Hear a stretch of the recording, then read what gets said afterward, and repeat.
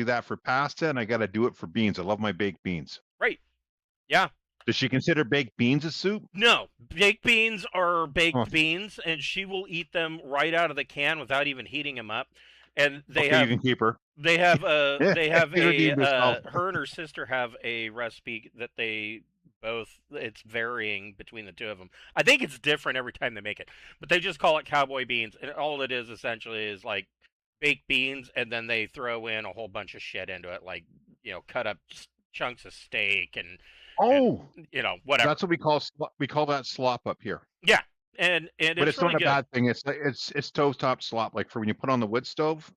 Yeah. You throw in the beans. You throw in like for us, you throw in pierogies, onions, any kind of meat we can get our hand on. It just goes in this big pot, and you keep throwing stuff into it. As you take stuff out, you throw more stuff in. You keep throwing some more beans into it. It Like becomes an I all think day it's called stew. a pottage. It's amazing. Yeah, or an all day stew. Yeah, we call it a slop. Yeah, I guess cowboy beans are sacrosanct. They're not put into the soup category, but yeah. So she's a little weird. I love her. Yeah, we can do right. Yeah, I can tolerate her weird soup fetish. Like we're allowed to tell people they're weird, right? Like, yeah. Yeah, exactly. I think on the tolerance side, I think it's yeah. Speaking of weird, you run into there are some fucking weird people on Twitter. Really? Like holy shit. So Dark Sun I don't know if you saw the release, but Wizards is releasing Dark Sun next year for whatever they're calling this current 5.5. And the trailer that they released is pretty gnarly. Like I was like, wow, that's over the top violent for modern D&D. That's pretty impressive. But there was somebody else. There was another group that was talking about, and there was this guy I'd never seen him before, and he said something about how when Dark Sun came out for AD&D, and I'm thinking, so Dark Sun, that was what, early 90s?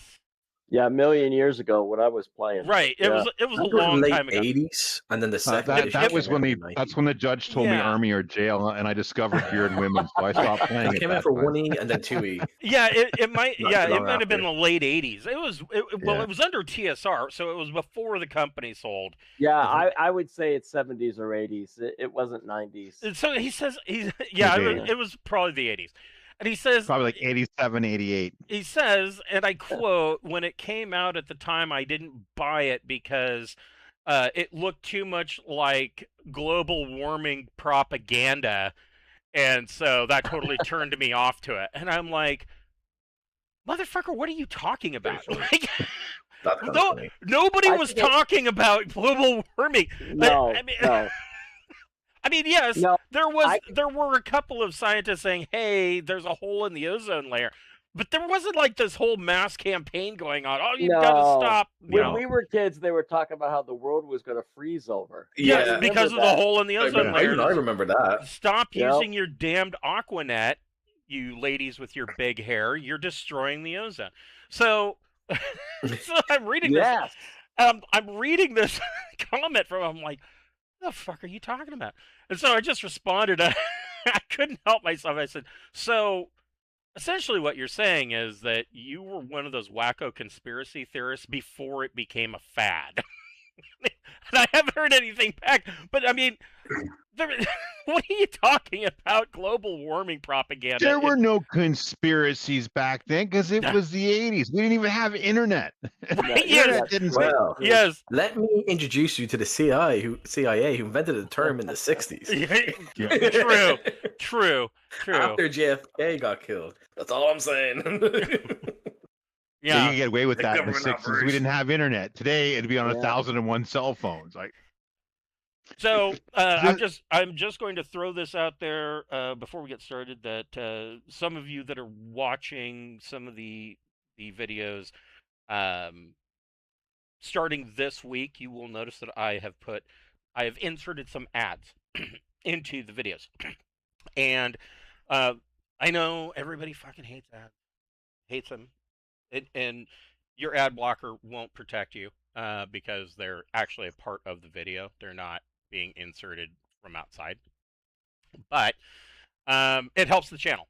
And so I'm doing that. True that, dude. True that. I'm keeping them Yeah. short. I'm keeping them really short. And that's it. And the other thing that I can promise is that I'm not going to just do any ad that pops up because it'll pay a dividend. I'm only going to do ads for products that I use and for companies that I believe in. And I'm going to be adamant about that. And so, having said that, I'm going to insert an ad right here for Fable Beard Company, and we'll be right back. Are you looking for a new beard care product? Or perhaps you're a loyal customer and you're just looking to save some scratch? Fable Beard Company has you covered. Head on over to fablebeardco.com and check out their end of season clearance where you can get up to 50% off of all of their beard care products. And while you're at it, you should head on over to fablebeauty.com and check out some of their products for her. Natural deodorant, shave oil serum, hair oil elixir, they have all of it. So check out fablebeardcompany.com and fablebeauty.com and check out their sale. And so we're back. So yeah, the YouTube video will have that ad, and I'm trying to keep them at one ad per video. I don't want to deluge people with ads, so that's what's going on with the video. Where we left off on Town on the Edge of Shadow. So the party had rather recklessly tested out the teleportation huts, and it became quickly apparent to them that after the second try, that there is no rhyme or reason to where they're going to end up. So these teleportation huts are random, and it could take them back someplace they've already been, which happened with the first try. It took them back just outside of the town. Or it could take them to someplace they've never been, and that is what happened on the second try. And they were surrounded by a group of shadow elves. And at first I didn't realize who these guys were, but they looked at the map and they're like, "Oh, does that say shadow elf?" I was like, "Yeah," because I'm dumb and I didn't really hide this fact. So shadow elves, they they do appear elvish. They have all of the namesake, well, not all, but they have the most of the features that elves would have. They're slender. They're, I wouldn't say tall, but they're not short like dwarves. They're not stocky. They're almost beautiful to the point of looking fragile and frail. And they, of course, have the pointed ears. Where these particular elves differ is that all of them look aged and haggard. Where on the where you are from, I would imagine that you've probably met a couple of elves, or at the very least, you've met half elves. And of the elves that you would have met in the past, even well, all of them are assumed to be far older than a human or just about anybody else. Dwarves come close, but really elves, most people consider elves immortal. It's not necessarily true, but they live a long time. 300, 400, 500 years, easy. Sometimes upwards of 6. They never look like these guys do. I mean, even the really, really old ones still look like they might be anywhere from 30 to 50 in that range. These guys look like they spent a lot of time out in the sun.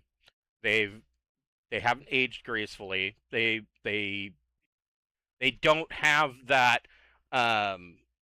sing-songy voice that elves usually have. Instead, these guys sound like they smoke 3 packs a day. Raspy. They look like they've been ridden hard and put away wet. Just aged poorly. And they all look like that. Everybody in this village. And so these shadow elves that have surrounded you bring you into this shadow elf village. Let me zoom out just a bit. And everybody can give me a wisdom check.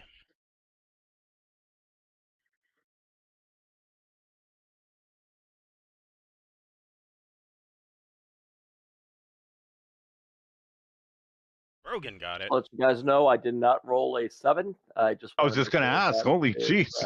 Yeah. I did much gooder than that this time. Much gooder. Much gooder. Much gooder. I think you wasted the perfectly good 12 that we're going to need later. Yes, right. So Holgrim and Brogan, you notice that there are really a couple of different kinds of architecture here. You've got these buildings with the green roofs. These are, I mean, you probably have never seen actual elven construction, but looking at it in your head, it tracks. Like, you're like, oh yeah, that would be what elven construction looks like. Even if you haven't seen it.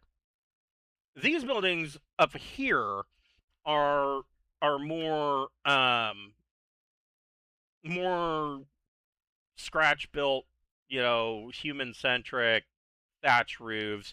And there's some of these buildings. Here's another one down here.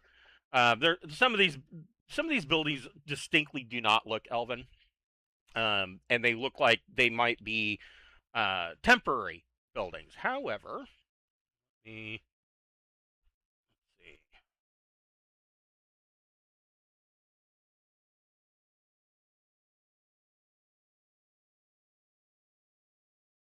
So Holgrim, with your 22, this Absolute waste of a 22.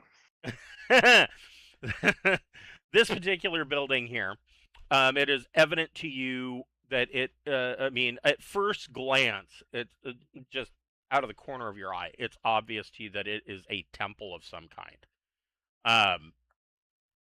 You look at it a little closer, and even with the elvish construction, you realize that this temple has kind of a darker aspect to it. Not, I wouldn't say evil. It's just a more macabre kind of feel. Not that there's spiders and cobwebs everywhere, but it just has a darker feel to it than what you would expect.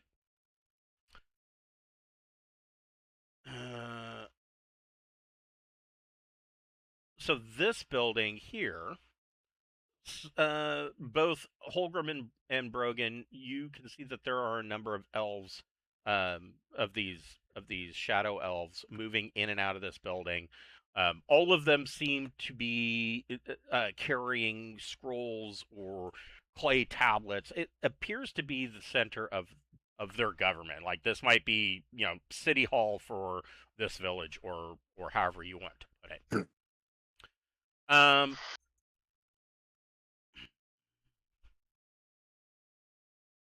Wait a minute.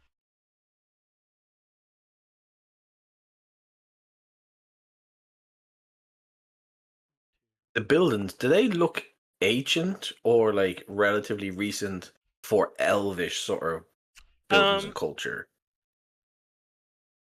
They look like they've been here a long time. Even so now that you have kind of taken a closer look, you can see that the elves are known for using nature magic. In a lot of cases, the trees that they use to build their construction are still alive, and they use magic to kind of warp the wood and bend it, or cultivate the tree and then accelerate its growth. These buildings, all of the wood of the buildings looks aged. not necessarily. I mean, not like sun bleached, like a log that you would find on the coastline, but it's definitely aged wood. It's been here a long time.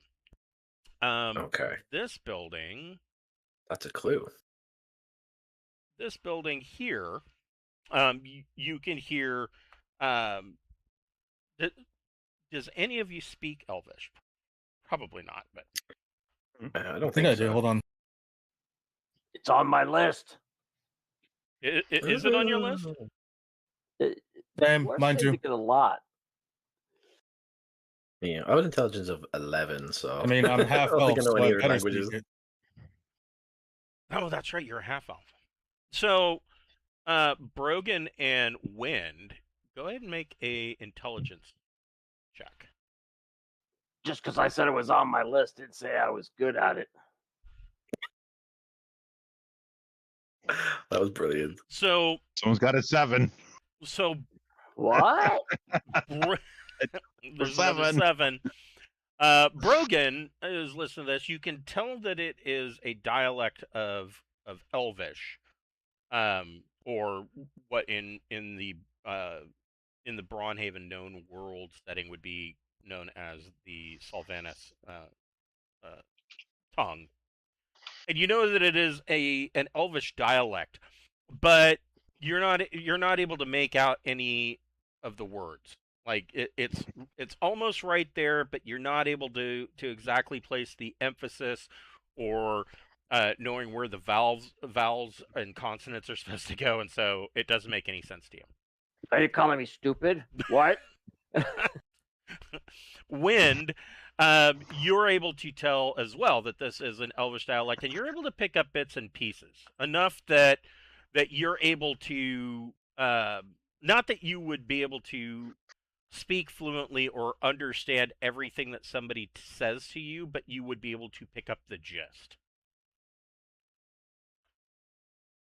I would like to say to the party. I wonder if this is what happens when elves get cut off from the Fae. So this building.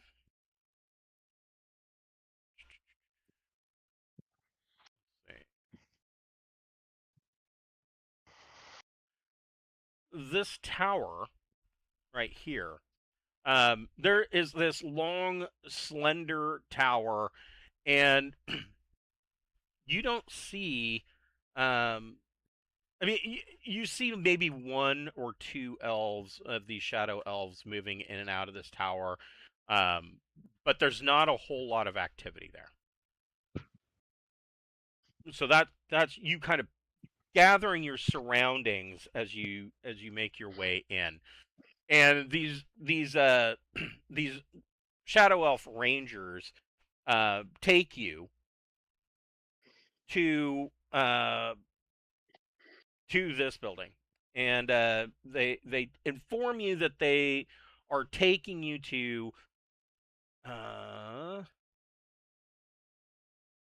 the Hall of Elders, and you must. We have to. You need to speak with Reza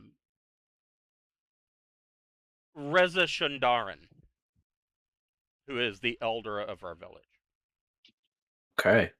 I guess we kind of have to go along since again we are surrounded. We're in their village and they have weapons and there's more of them. Yeah, there's just an acre of these guys. Yeah. So as we're like going over to their elders sort of like area, do we recognize any symbols like holy symbols on their on their necks, tattoos, on their buildings, or anything that might be in that realm of what you've seen so far? You can make an intelligence attribute check. So, you are seeing some of the individuals, especially the ones that come out of the temple. They all have the same holy symbol, and it looks familiar to you, but at the same time it's not something that you've seen before. Like it, Mm. like maybe it was an alteration of a symbol that you know, but you're not able to quite grok what it is. It's like on the tip of your tongue, but you're Yeah, not really. right. Yeah. Yeah. You're like, I've seen this before, but I don't. Okay. It's changed enough. I don't know what it is. And so, they bring you in to the Hall of Elders, and the Hall of Elders is described as this large, um, this large building. It's got this smaller round complex attached to it, but this large round building, when you step in, it is more or less open to the air. There's no doors. There's just a series of arches all the way around it that allow entry. Inside, at the what I mean, it's a circle, right? So I mean, at the back end of the circle, whatever that means, there are a set of double doors that would then lead into this round kind of inner sanctum. But in this large round chamber, when you walk through any one of these archways, you can see that there are a series of steps that go up to a second floor above. And in the middle of this large round area, there is a pool of just a man-made, like, stone pool of water. And there are a number of these elves standing around. They're all wearing black robes. It's obvious to you that they're clerics, but they are wearing black robes, and they all have this holy symbol. And the one that seems to be in charge turns to you and says, "I am Elder Reza. Welcome to our village. I see that our rangers have found you wandering about. Tell me, how do you come by our forest?"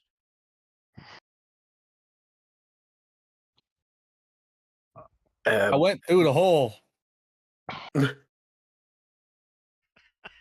We came across the teleportation devices, the rooms, the huts, and Yeah, those. That's what I meant. yeah, we ended up in this region. We don't know where we are, and we appeared here in this realm several days ago. We are lost, and our memory is beginning to slip. She just nods. All of you can make another wisdom check.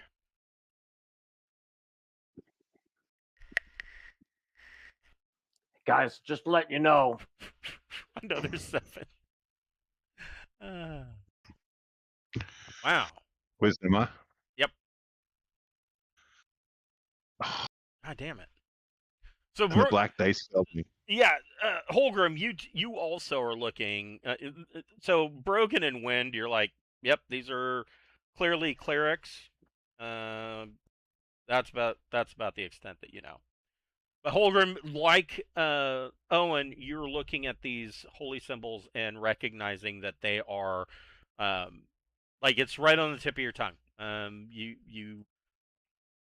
You almost recognize them, but not quite. And Morvax Wild Morvax has joined the game. I just got home from work. You sound like you just got home from work. You sound like you need a hug. Yes. I have been. I hate my life. I've been dealing with work, and then my kids are essentially playing telephone with me, my mom, his friend, and his friend's mom about what the hell's going on, about whose house he's staying the night at, and Oh, I am exhausted. Yeah, yes. See, this is why some species eat their young. Yes. True. I'm just saying. We were already talking about it. This is why after 13, you just want to kill them. Right. I'm doing some food, and I don't care how unhealthy it is. Yep. Well, I mean, that's pretty much me every night, you know. I think what you should do is give them a Taco Bell lettuce. That'll fix it a lot. That'll fix them. No, 'cause I'm in Michigan. That shit's been happening here. Yeah, the diarrhea lettuce. It's big in Michigan. Talking about it. I've been feeling guilty about eating Taco Bell without fear. It's practically a hobby in Michigan. I've only heard tales from my friends in the US, so I'm not I'll blessed send by some this. to you in this- Ireland. this- It's in the news in Canada. It's like, oh my God, be careful. Taco Bell in Canada is safe, but don't go here. If you Well- cross the border, don't touch it. This is why I mostly eat meat. Well, and now they had to do a recall on like 12,000 pounds of bacon. Like, how can you What a fucking Heresy. bacon? Right? I'm like, That's sacrilegious. That's where I going to draw the war line. cause. Well, Exactly. I'm like, it's strips of pork belly that you put in the smoker. I mean, how do are you you scoop- screwing up bacon? That's a communist plot, baby. That's all that is. That's a communist plot. Clearly, Yes, clearly. yes. Find whoever's in charge. Kill them all. So- It's justifiable homicide. So Elder Reza just kind of nods at Owen's explanation of your summary of past events and how you came to be here. And she says, there are but two ways to come to this place, and it seems through your tale that you have arrived in the most difficult manner. You, my Yeah, friends, that's right. are in the Shadow Realm. And it appears that you are, unfortunately perhaps, dead, as it seems that your memories are slowly fading away from you as smoke is dispersed upon the wind. She says, those that die see their souls cross over the veil, hopefully guided by Anubis and Kebeshet, though this is not always the case, and many souls become forever lost in the plane to become the wandering undead that you find here and on the prime material plane.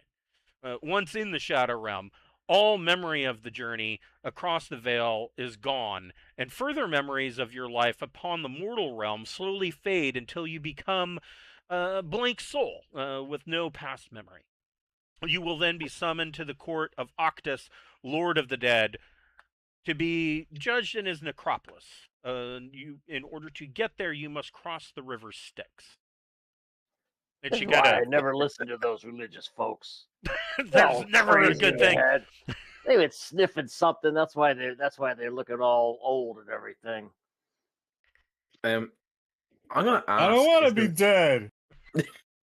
I'll ask: is the river Styx the river that our magic user pointed out there the last session? Yes. She Okay. She confirms that from your description that that would be the river Styx. It is an exceptionally wide river, and it flows. I have this all written out. Let's see here. That's not what I want. There we go. I can tell you exactly where the river Styx comes from and where it goes.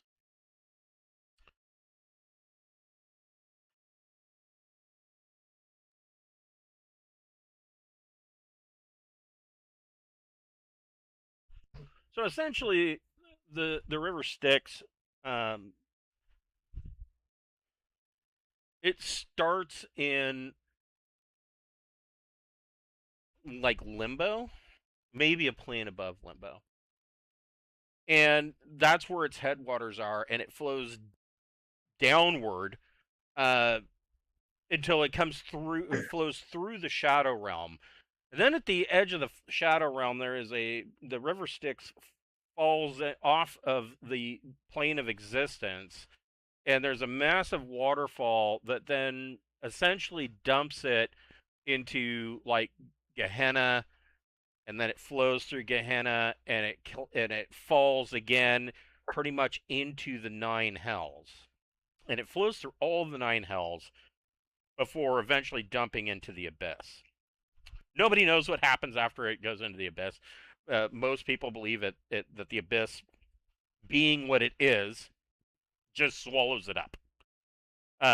There's others who think that it goes all the way through the abyss and then falls, rather than flowing into the astral plane, it instead flows directly into what is known as the void of creation.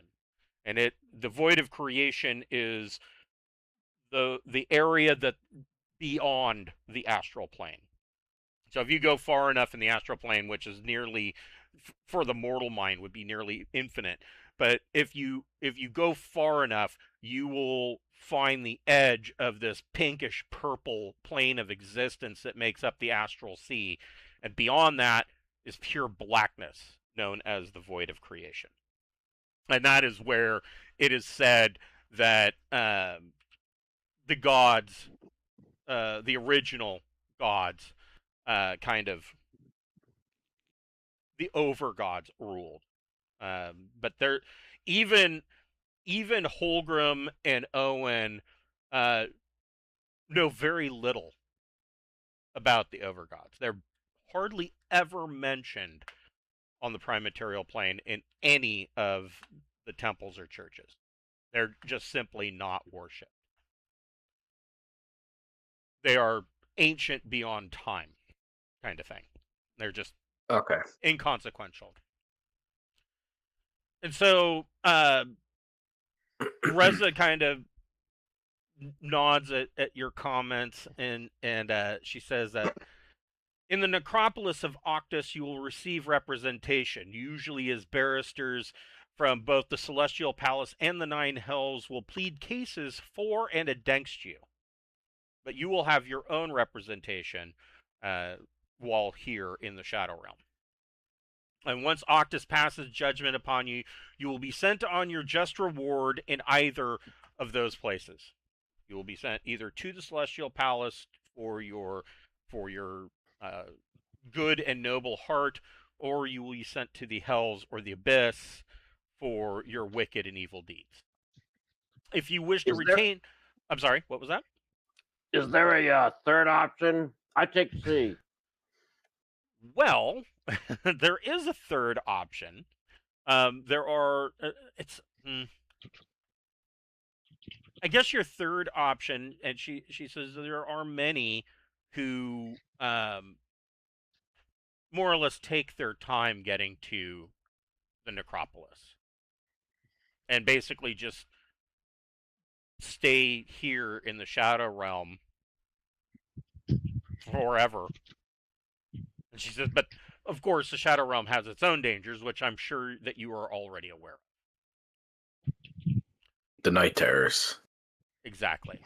She says, if you wish to retain some of your memories, you should make haste to journey to Octus's necropolis before all of your memories are lost. You must make your way north to the ferry launch, and you will need to pay Charon 2 copper pieces each to journey across the river Styx, entreating the coachman on the opposite side to take you across the Deadlands. She says, heed my warning, though. Do not attempt to swim across the great span of the river Styx yourself, for lingering too long in its waters will ultimately turn you to a lemur or a dretch, the lowest forms of devil or demon, to be traded in the lower planes as a commodity forevermore. Aren't those lemurs like those little raccoon-looking things? Yeah, You know, a lemur? Monkey raccoons? Yeah. No, these are... maybe I'm saying it wrong. Lemure? Lemure? I don't know.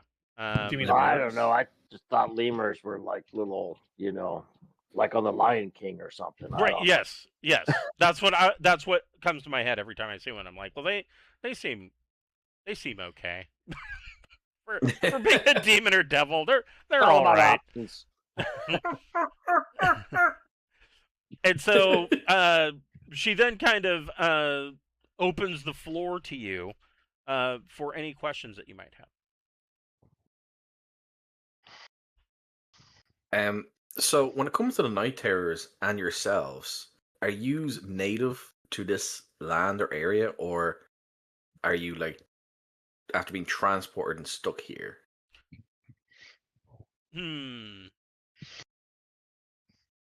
So she says other places, sometimes from your mortal realm and sometimes from other planes, can arrive here in the Shadow Realm. Sometimes these places are so corrupted that they experience their own form of death, though what that means as far as how they appear is not for us to know. Only Octus has the answers to such questions, and he seldom offers explanation. We are not, meaning the Shadow Elves, are not. We are not originally native to the Shadow Realm. It is through our torment from being the Lord of the Dead's chosen that we're the only ones able to traverse naturally from the Shadow Realm to the other planes of existence. Had we the power, we would be willing to transport you back to the prime material plane, but alas, we are unable to bring others with us. So what about the villagers? I mean, you know, we met some nice people that gave us some meat and things. How come they haven't passed on to, you know, up or down? She says, "Well, they, as you can probably imagine, Octus's court at the necropolis is quite busy. There are a great many souls that must be judged, and so the town that you first experienced when you arrived here is kind of a location where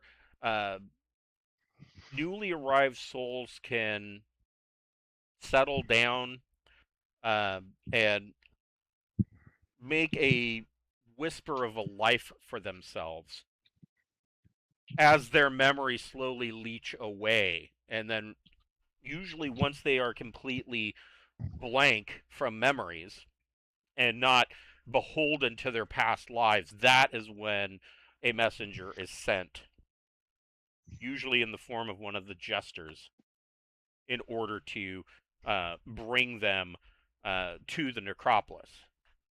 As far as the relationship of the Night Terrors and the Jesters to Octus, there's no real alliance or any kind of kinship between Octus and the Night Terrors or the Jester. But there is the Shadow Realm, even though it is ruled by the god Octus, is, as far as the planes of existence go, and as far as the mortal soul is concerned, it's a placeholder. It is that location that allows, for instance, a pump that allows water to slowly move on to other areas rather than flooding the entire region all at once. That's the purpose of the Shadow Realm. I have a question, madam. Yes. If the jesters are the bringers of the souls for their, as you state they are, why did we pass through when we first arrived here, we passed through a garden full of what can only be described as desecrated bodies Yes. that were put up like scarecrows. So The words, "Beware the jesters." So the jesters themselves cannot be trusted. Octus tolerates their existence and uses them to deliver the message to whoever it has been called to his court. Beyond that, the jesters and the Night Terrors themselves are let loose in the land to do as they please. The Night Terrors are most commonly going to simply shred the souls that they meet, and they're just, at that point, utterly destroyed. The Jesters, on the other hand, are more commonly going to select to take the soul with them and deposit them in the hells. And who is here to protect the souls? Nobody. It is a completely chaotic environment where the souls are forged in order to make their final journey. That's it. So if you met the villagers, they are kind and courteous people. They don't deserve to be treated like this. She says they're kind and courteous people now. But they don't, most of them don't have all of their memories. They don't remember who they were in their life. They may not have been so kind and courteous before. Do they not deserve mercy? At least to be protected till they can be judged properly. She says, I mean, bro, I'm just trying to say, some people bad and they get good later. Who knows how bad they were before? I mean, what if they were like Morvax over there? I'm always good. What are you talking about? she says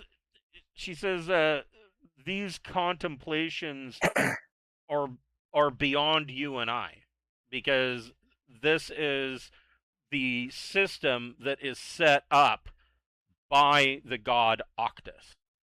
I mean, this is a matter of the gods. This is how they have decreed to do it. She says, I will admit that the gods, the elder gods, or what is it, the 12 elder gods of the Elder Council tend to, as well as the old gods for that matter, tend to play with mortals as though they are playthings. And she looks at both you and Owen and she says,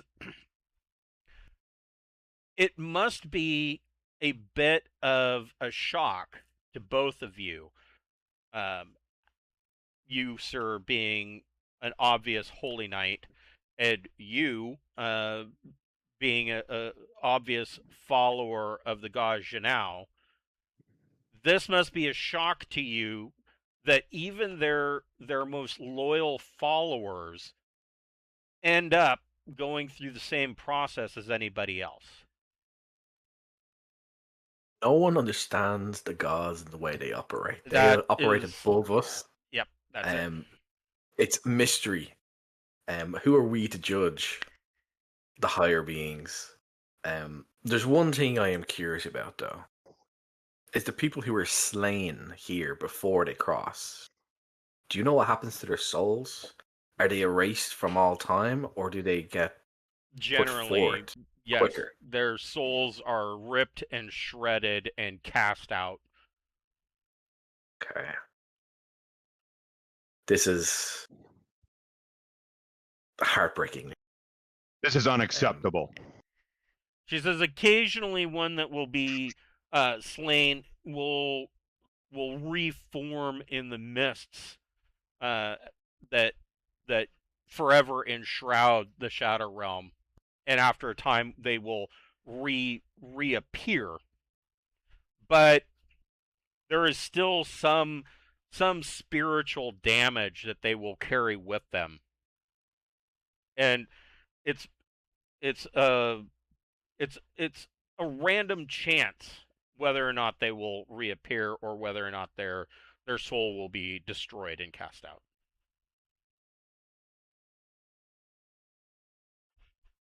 Look at them. I go, and you're able to move from one realm to another. What is your purpose here? Are you not to be good shepherds to these poor souls and get them to Octus? She says, we were yet another of Octus's playthings. So she says, I don't know how much about the elven people about their history that you know, but they have had a number of schisms and internal conflicts. The elvish people are actually quite tragic. And she says, we were a part of one of those schisms. The Shadow Elves, when Octus and the Council of the 12 Elder Gods came to the prime material plane shortly after the Reckoning being when all of the planes collided. She says that even though Janus decreed that the gods were not to be walking the earth, because he didn't want to, so the old gods don't live in the celestial palace. They live right there on the known world, on the prime material plane. and he didn't want the all of these new gods showing up and basically stepping on their toes. None of them followed that decree, including Janus himself. Do as I say, not as I do. And for those that did walk among mortals, when it was found out, there was really no harsh judgment. There was no punishment. But Octus came down and saw the elves of the Sylvanas forest and became enamored with their longevity, their immortality, and he realized that was something that he didn't have on the Shadow Realm. They show up and then they move on, and so the old god who was the deity of the elves basically didn't intervene. And Octus came down and he made a gift to give to the elves. And this gift was a suit of dark leather armor. But the gift was a trick, because he gave it to, at that time the elves still had kings, and he gave it to their king. And the fact of the matter, though, is that anybody who wears or uses that armor can basically be spied upon by Octus. And he used that in order to kind of keep an eye on the elves. And the other gift that he gave them was the knowledge, was arcane knowledge. He gave them the gift of arcane magic. And the elves coveted that very much. And so it didn't take long for there to be yet another schism brewing, and this schism was essentially between the elves on one side that wanted to start to worship the Council of the 12 Elder Gods, and the others who wanted to continue to worship Sinaz and the Old Gods. And this schism eventually led to some of these elves leaving with Octus to go back to the Shadow Realm. But that was, Octus made all these promises to them. You can come and you'll live in the Shadow Realm. You will have true immortality. But unlike the elves that enjoy true immortality in the Fey Realm, this was another twisting of words. Octus didn't have the power that Sinaz had in order to grant immortality. And so instead, on the Shadow plane, or on the Shadow Realm, the Shadow Elves, when they die, they are immediately resurrected or reincarnated as yet another Shadow Elf. The problem with that is that unlike all the other souls on the Shadow Realm, they don't lose their memories. And so they have memories of death after death after death after death forever. And she tells you that there was a group of the Shadow Elves who essentially could take no more of this torment, and they broke away and they escaped the Shadow Realm. But as far as what became of them, they are now they have become the Astral Elves.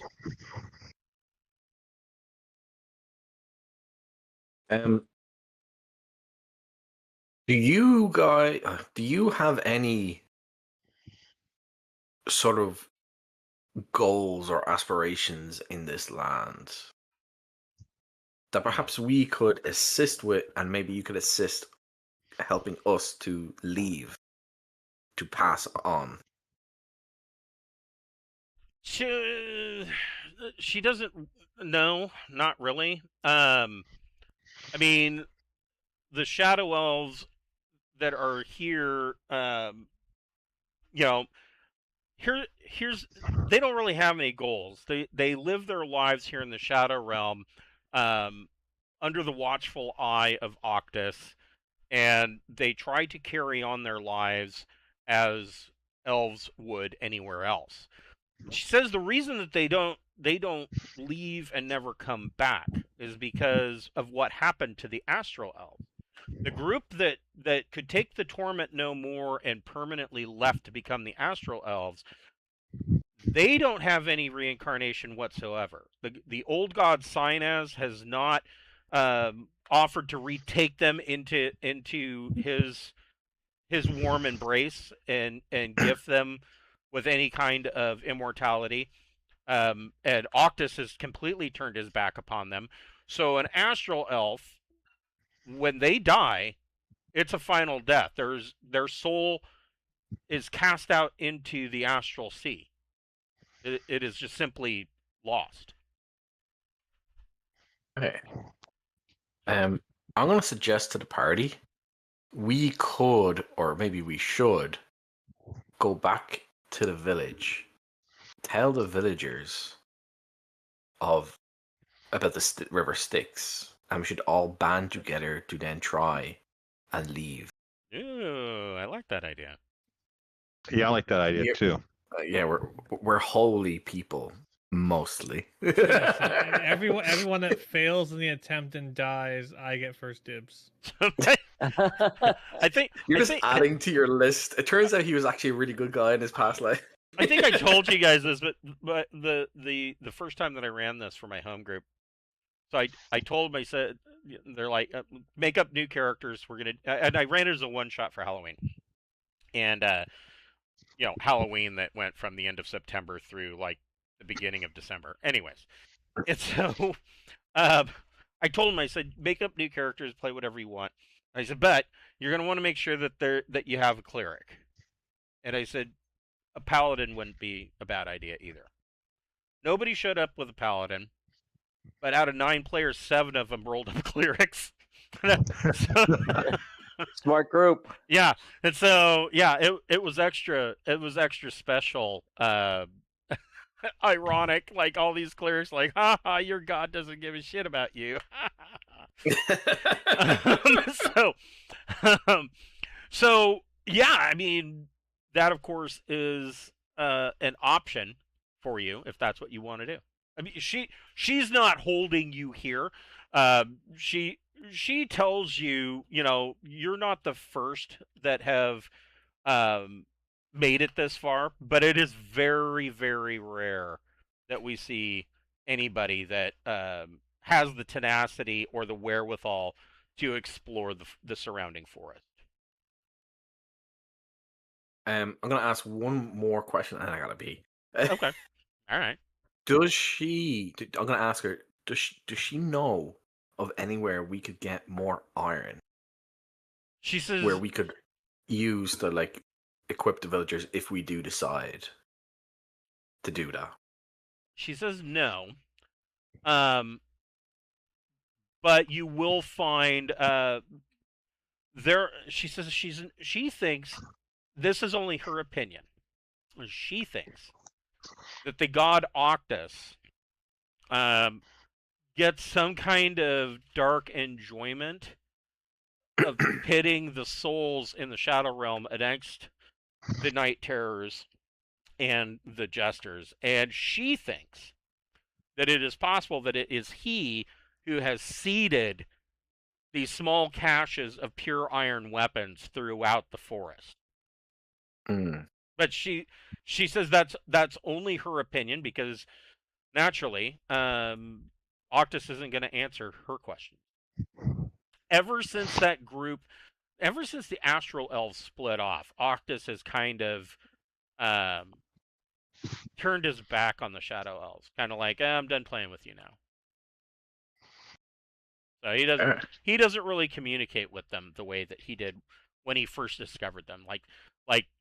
Like a child with a new play toy, and their enthusiasm for it lasts all of about 15 minutes.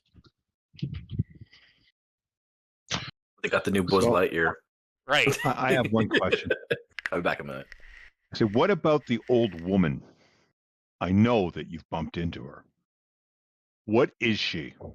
She's clearly not of this. She's not what she appears to be. She says, are you speaking of Granny Bernadette? That is the one. She tells you that Granny Bernadette is a very, very powerful creature. Very powerful creature. In fact, So if we kill her, she becomes a powerful zombie. no, she just becomes a zombie. Just want to give him one of these. Just back it. Shut up. She tells you that Granny Bernadette is exceptionally powerful and has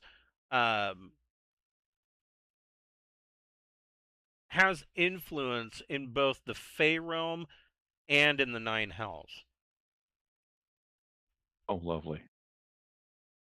So getting her that thing she wants would not be a good idea. I guess so. Getting her that, she's looking for an amulet. So I would assume giving her that would be a very, very wrong. I mean, it depends on, because you don't know what the amulet is, and neither does she. But Reza doesn't know what the amulet is. But the way that Reza puts it is that she says it's not necessarily a mark upon you. If Granny Bernadette asked if you found it and wanted you to return it, it would not be a mark on you what she does with it afterwards. You have done a good deed by returning something that was lost.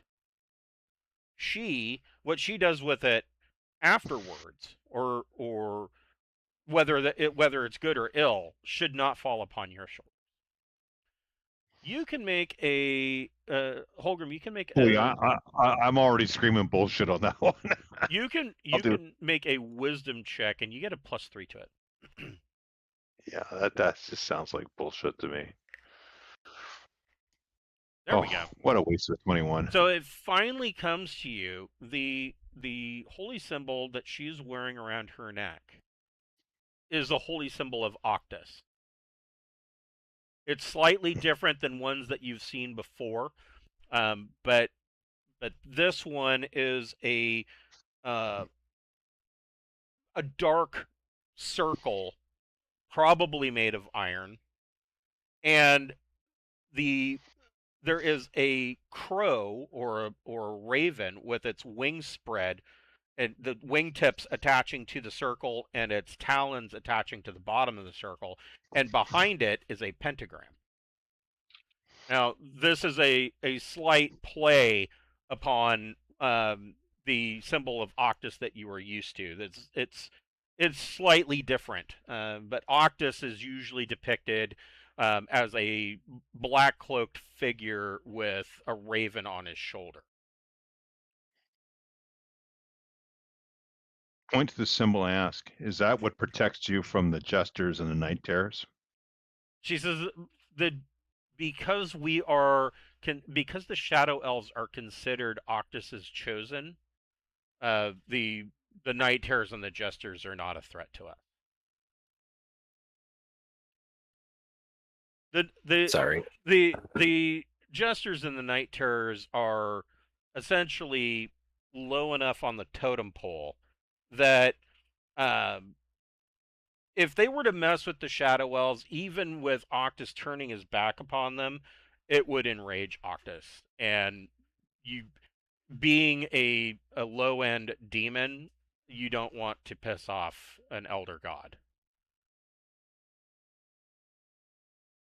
So you have the power and the capability of shepherding those poor souls, but you choose not to do so. Is that correct? No, we do not have that power. As I told you, we cannot take others with us. We can leave and we can planeswalk, but we cannot take others with us. But if you were at the village with them and those terrors should arrive and you stepped out to protect those people, would they not just leave? No, they probably wouldn't leave. And if we acted against them, then the fury of Octus would be brought down upon us and my people. Thank you, madam. There's a very tenuous balance that is held in the Shadow Realm.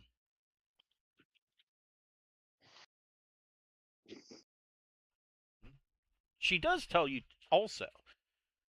She says this forest, that town, would be considered on the edge of the Shadow Realm.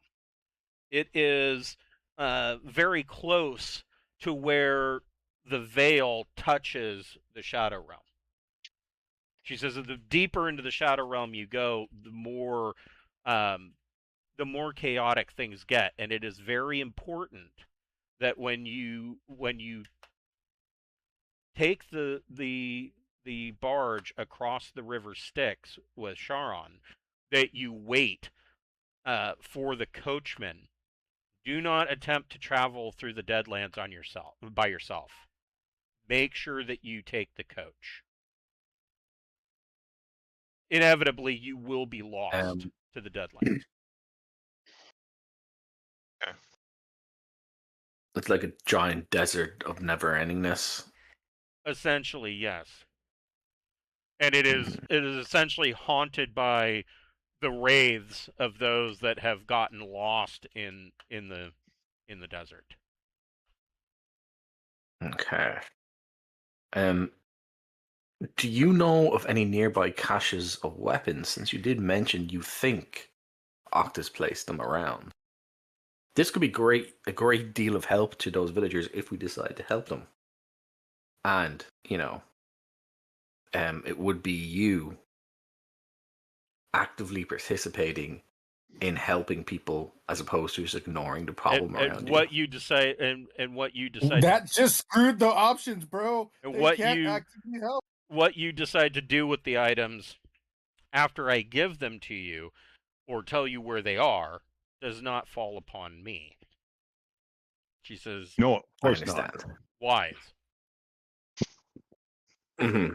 She says, she turns and she basically waves an acolyte, and the acolyte goes upstairs, and two acolytes go upstairs. They both come down after a moment, and one of them is carrying basically a oilcloth wrapped around something, and they're holding it with two arms. The other one is carrying a bow and a quiver over their shoulder. And she says, I am granting this to you. And while the acolyte is holding it, she kind of folds over the oilcloth, and inside there is an expert battle axe and an expert longsword. Both of them are pure iron. They are both well balanced. They grant a +1 bonus to hit, and because of course they're pure iron, they do +2 bonus to damage against night terrors, shades, and jesters. She says, "Oh, I'm giving you these if you want to hand them out to the townspeople. You may do so." And then she takes the bow, and she looks among you, and she sees, of course, Wind, and her eyes kind of linger on the half-elf for a moment. And she says, she says, I'm not going to make a decision upon who gets this. But this is an insanely well-wrought compound bow. Or kind of, almost, I guess, yeah, it's a compound bow. Kind of a recurve. It is, she says, this is an elven Oathkeeper bow. +2. It is a magical weapon. And in the quiver are 20 +1 arrows. Let me find the Oathkeeper. As she gives out these weapons to us, I'm going to say thank you for pointing us and giving us information in the right direction. As you said, you cannot directly participate. Right. So this is a gesture which is most appreciated to us who are lost in these lands. She says that the chaotic nature of the Shadowlands is not lost upon me. And I mean, even as an elf, it's more chaotic than what she would like. Do you know of any recently deceased human beings or animals or anything? No, it's not. I just want to. You can if you need to. So we're vegetarians. We eat fish. we're dandelion eaters. And sunflower eaters. Yes. Hey, never had one. Hey, should have left them at the house.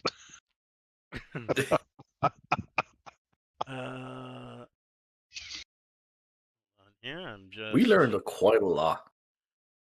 Yes. Yeah. That's a massive help. Yes, they.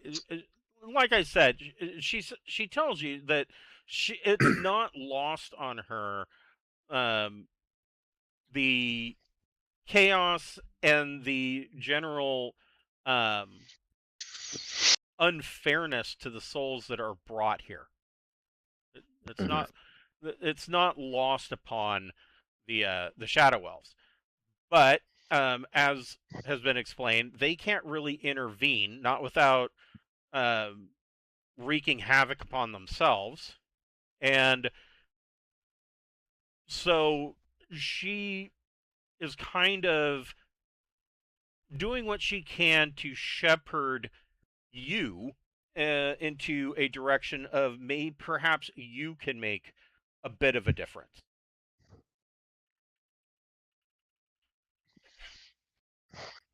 All right.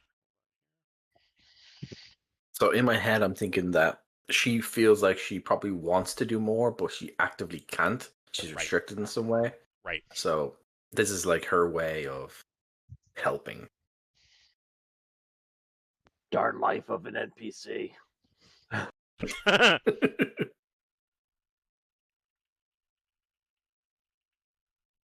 You know, Techno's gonna be like, I knew my theory was correct.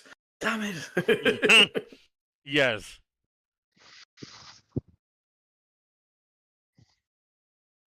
All right, so this is the bow.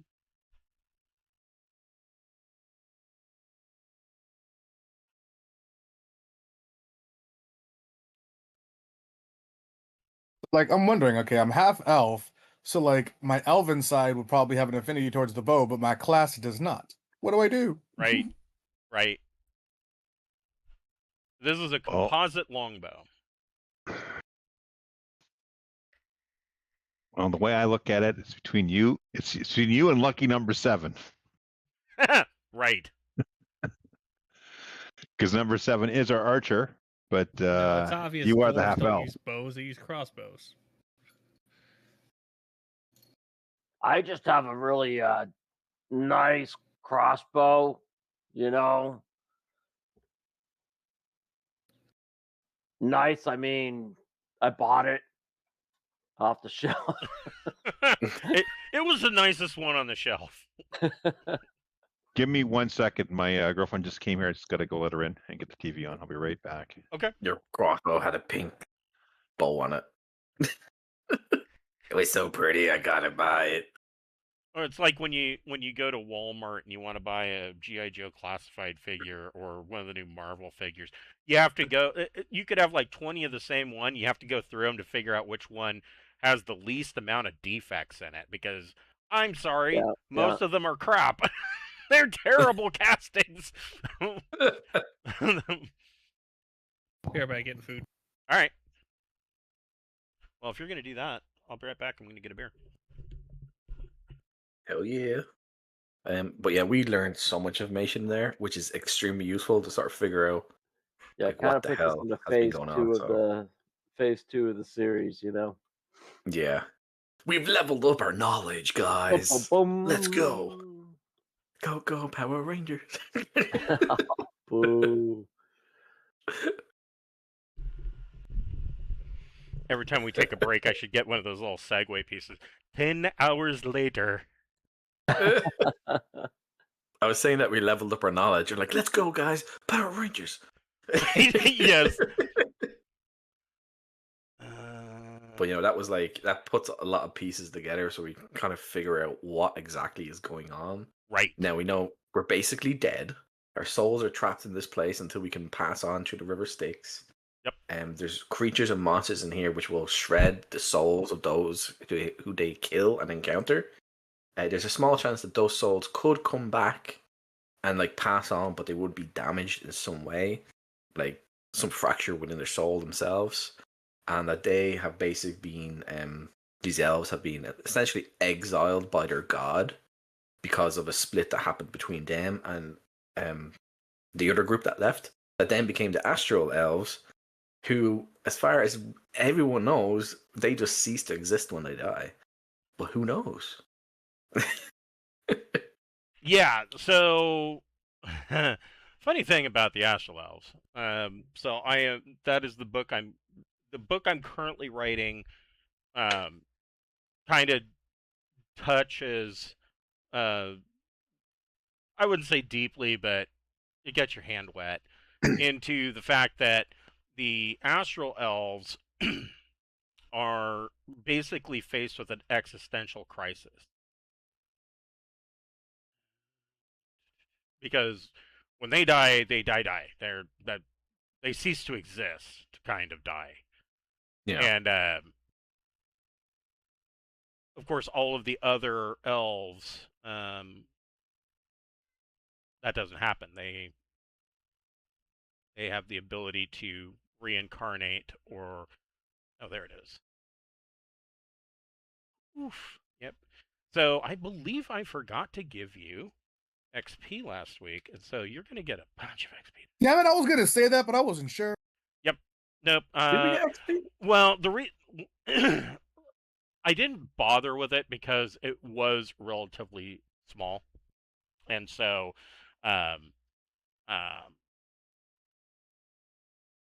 it's going to be a hefty chunk tonight. While we're waiting, I'm going to go ahead and give away a code. Let's see here. Sweet. Who's that chicken dinner winner? Winner, chicken dinner. What'd they miss? I'm just Miss that we all get double XP except for you. Oh, okay. That tracks. I'm just getting ready to give away a code. So who took the bow? Just out of curiosity.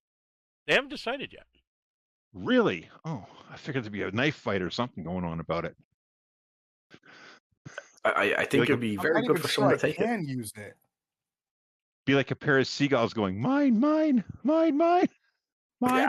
Yeah, I mean, I don't mind taking it. Don't get me wrong, but then again, I mean, I like my crossbow. I mean, it's pretty.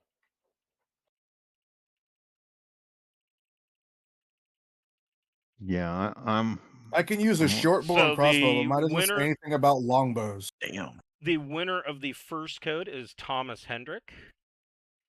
Hooray for Thomas. Sweet. Congratulations, buddy. Congratulations.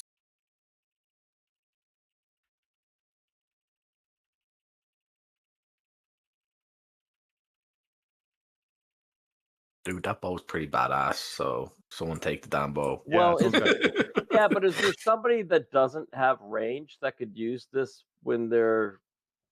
I mean, this doesn't need to be. Okay, I'm a meat shield by definition, so the bows, and I have a short bow that I haven't even fired it. In all the combat, I haven't fired it once. So I already got a badass mace of turning, so. Then a question to the god of the game. I can use a short bow and a crossbow and crossbows. Can I use the longbow?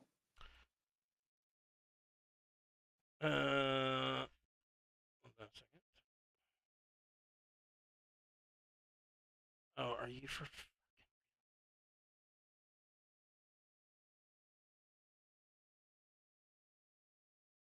All right, hold on a second.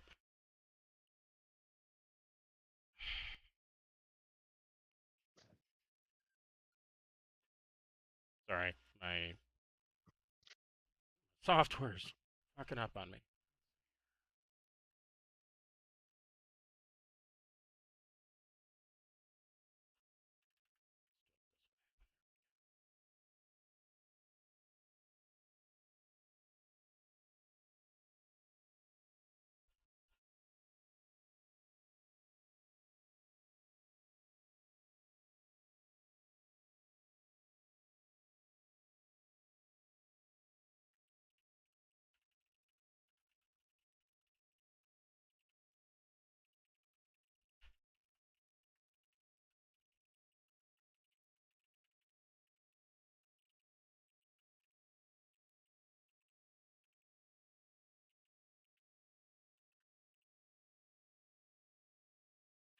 I mean, like, obviously, There if he we says I can use it, I will take it if I can.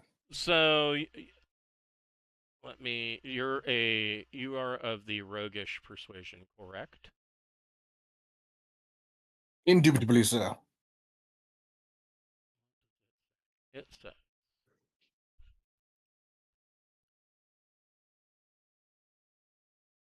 crossbow, longsword, mace, short bow, short. No. So you would be. I want to say -5 because it is not on your weapons list. Then there is 0 point to me taking it. Right. All right, folks. I'm not saying no to Oathkeeper. I'm just saying that hold my beer. I'll hold it. I will hold it. All right. So who wants this heavy crossbow? I mean, my gosh, I don't have a bag of holding for this damn thing, and it's pretty big, kind of stuff. So, All right, I'll take Oathkeeper. Okay. You have Oathkeeper and a quiver with 20 + 1 arrows. Does everyone have either an iron or a magic weapon by now? I got magic. Yeah, I would I think have that. magic. Yeah, the nobleman's estate had a bunch of magical items. So one of our friends had the short sword and the chainmail, and now he's no longer with us. He's crossed over. that is true. Yeah. So I'm just making sure everyone's kitted out. Well, He's like, eh. I mean, if you wanted the chainmail, because that was chainmail +1, you could take that.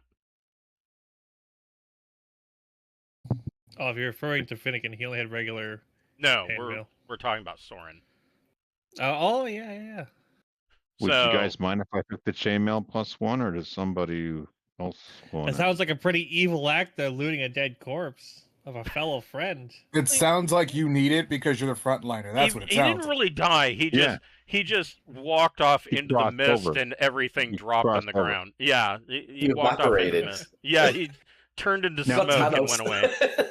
He had that short sword +1, and I'm looking at Win and go, that's like elf all over, man.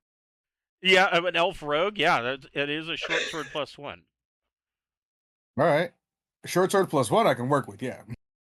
Who needs the armor? I would, if no one else wants to take it, I'll take the armor. My armor class right now is, I'll be very honest, I get +2 because anything evil coming at me. So my 15 goes to a 17. If someone's got lower than that, maybe they could use it. I'm not trying to be a blade here. So this this would be a mail shirt +1. So it would grant a +5 bonus to armor class. Oh, good, brother. So your meat shield. So your base armor is going to be 10 plus your dexterity modifier, and this mail shirt would give a +5 on top of that. Mm-hmm.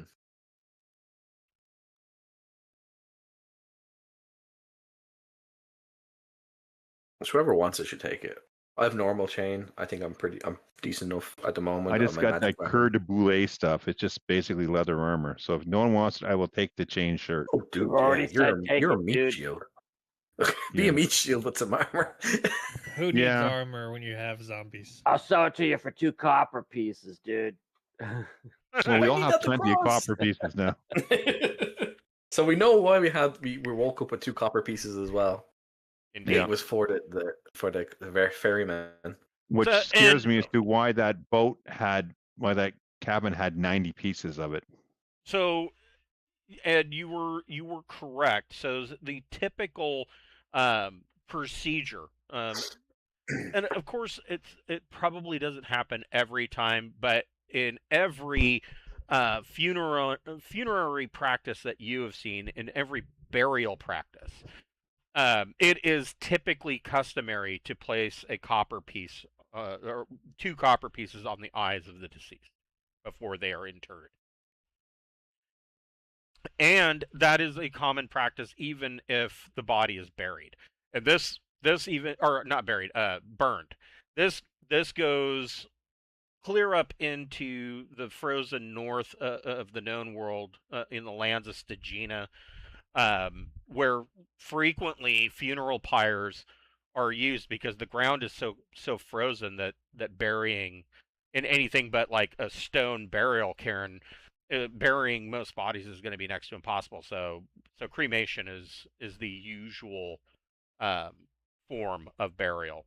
If they were somebody really, I was going to say important, but that's not necessarily true. If they were somebody that was really venerated, like a really profound warrior or a king that was looked upon favorably, they might be buried in like a stone burial cairn. But beyond that, most people are just burned. If you're on the coast, there is a bit of a tradition in some of the coastal towns up north of basically just shoving them off in a sinking boat kind of thing.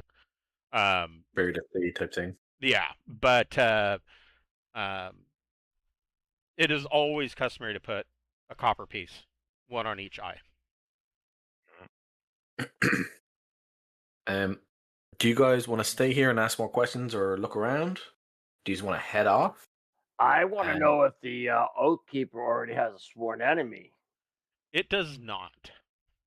Ooh. I look around at my group. I'm like, eeny, meeny. Oh, sorry. So the sworn enemy of the Oath Keeper,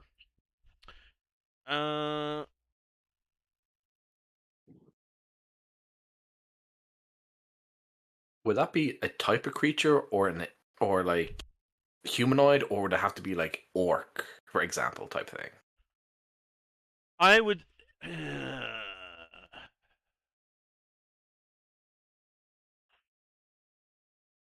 No. So the sworn enemy has to be somebody in particular. So it can't be just a type, because and I say that because it says if the bow is found without a current enemy, one can be assigned by the new wielder simply by swearing an oath of vengeance with the bow. Thereupon, the bow will designate the indicated target as its new sworn enemy.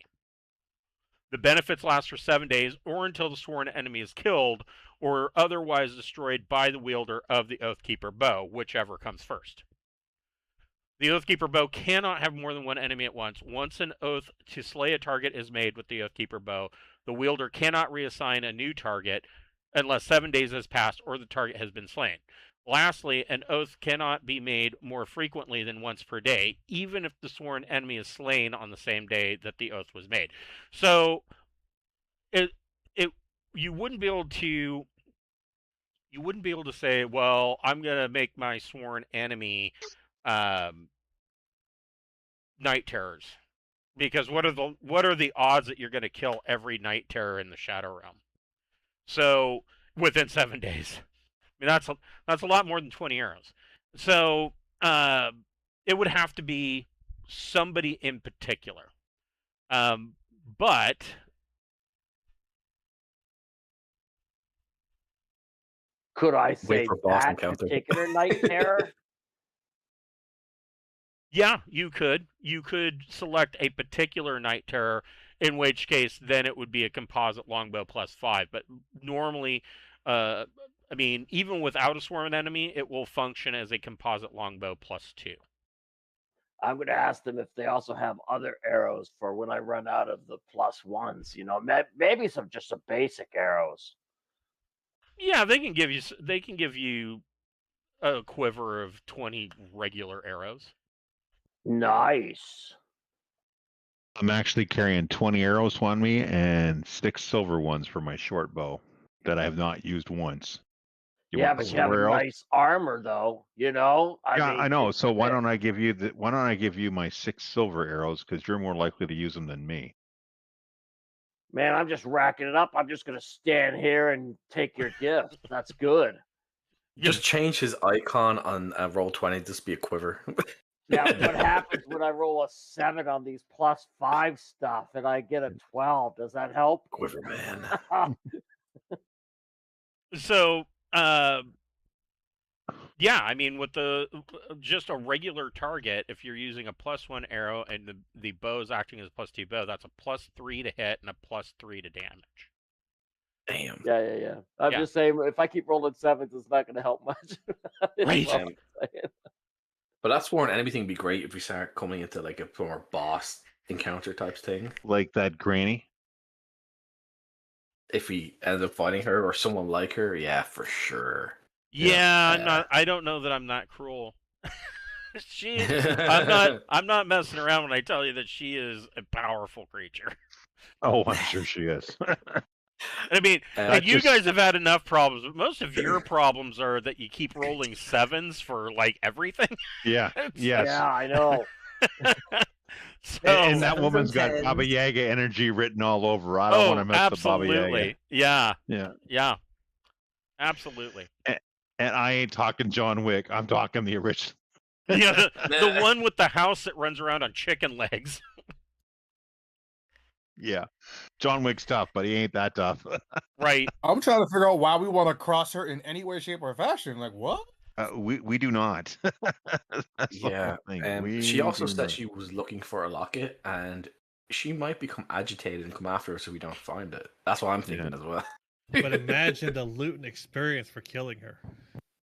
So she has she has an ability that I opted to not use on you guys, because one, I don't think you would have been able to make the save, and two, I mean, even if you were rolling well, I don't know that you would have been able to make the save. Let's put it that way. And two, that, like I said, you guys are having a hard enough time as it is, and essentially, this would have been a DOT where you would have been it would have started with stamina problems. It would have then led into like forgetting spells, taking negatives on your attacks as long as this went on. So I opted. It was just too cruel for me to do that, and so be nice to us. Yes. So what do you guys want to do? Do you want to stay here, look around, ask more questions, head off in a different direction, or head towards the villagers, do one of the sort of side things we know we can do, or just head off and try and get out of here?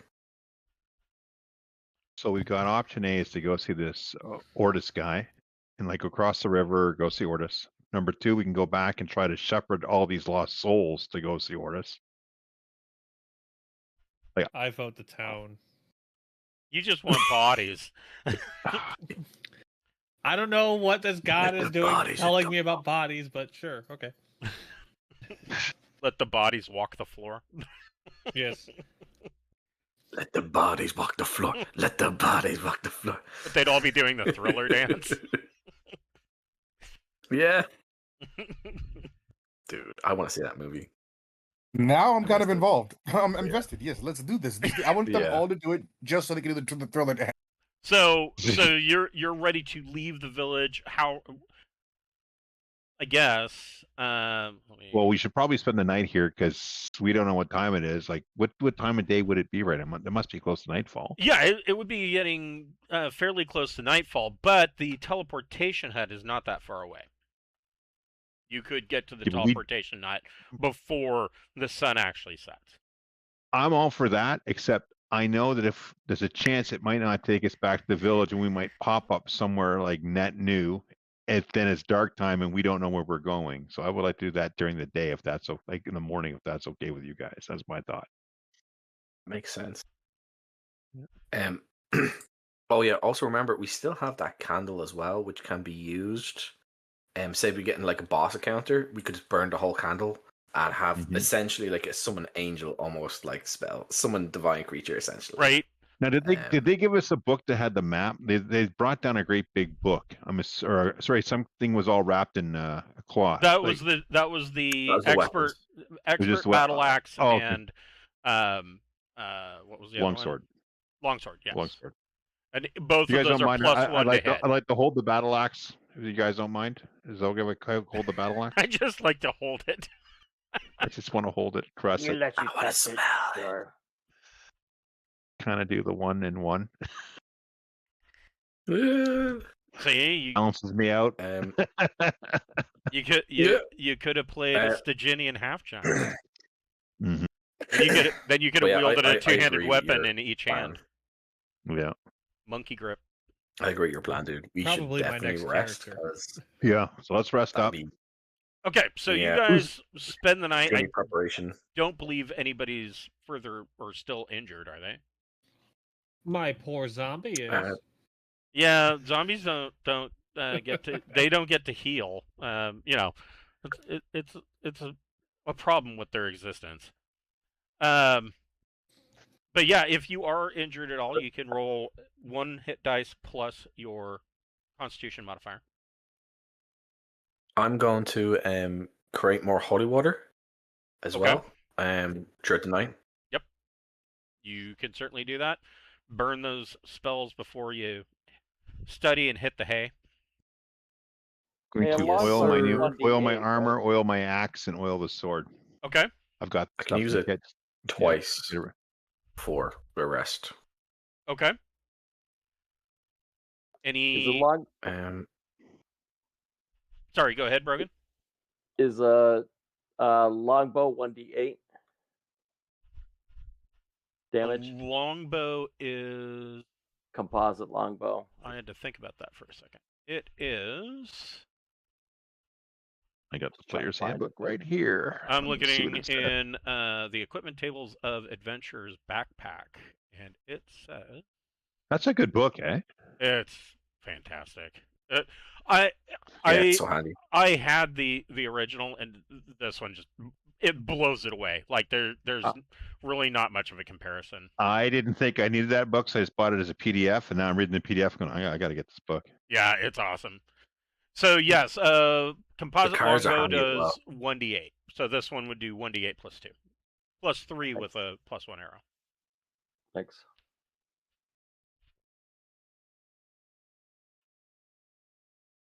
Awesome. Let's see. Yep, it doesn't work. It's broken. I don't know. Hey, you rolled an 11. Yeah, I mean that's an improvement. That's an improvement. Yeah. I'm telling you, you gotta change the color. You gotta change the color. Yeah, I think you should try to change like. Yeah, it I don't was know. 20 plus 4. Try It was changing a to 7 red. plus 4. You rolled a 7 again. Actually, yeah, he rolled a 7. Yeah, try changing your color to red. I know we said this before. I can't remember what it was. Less water that creates 1 point. Would that be like 1d4 type thing, maybe? Which one? Are you talking about holy water? Yeah, because it says it creates 1 point. So it's actually in here. There we go. I think. Now you've wasted that 17. I forgot to write it down because I'm very smart like that.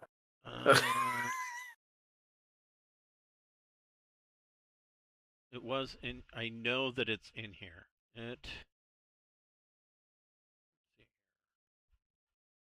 Yeah, a flask of holy water, 1 pint. Man, that is a fuck ton of holy water. I mean, of whiskey, not nearly enough. Of holy water, that's a lot of holy water. It says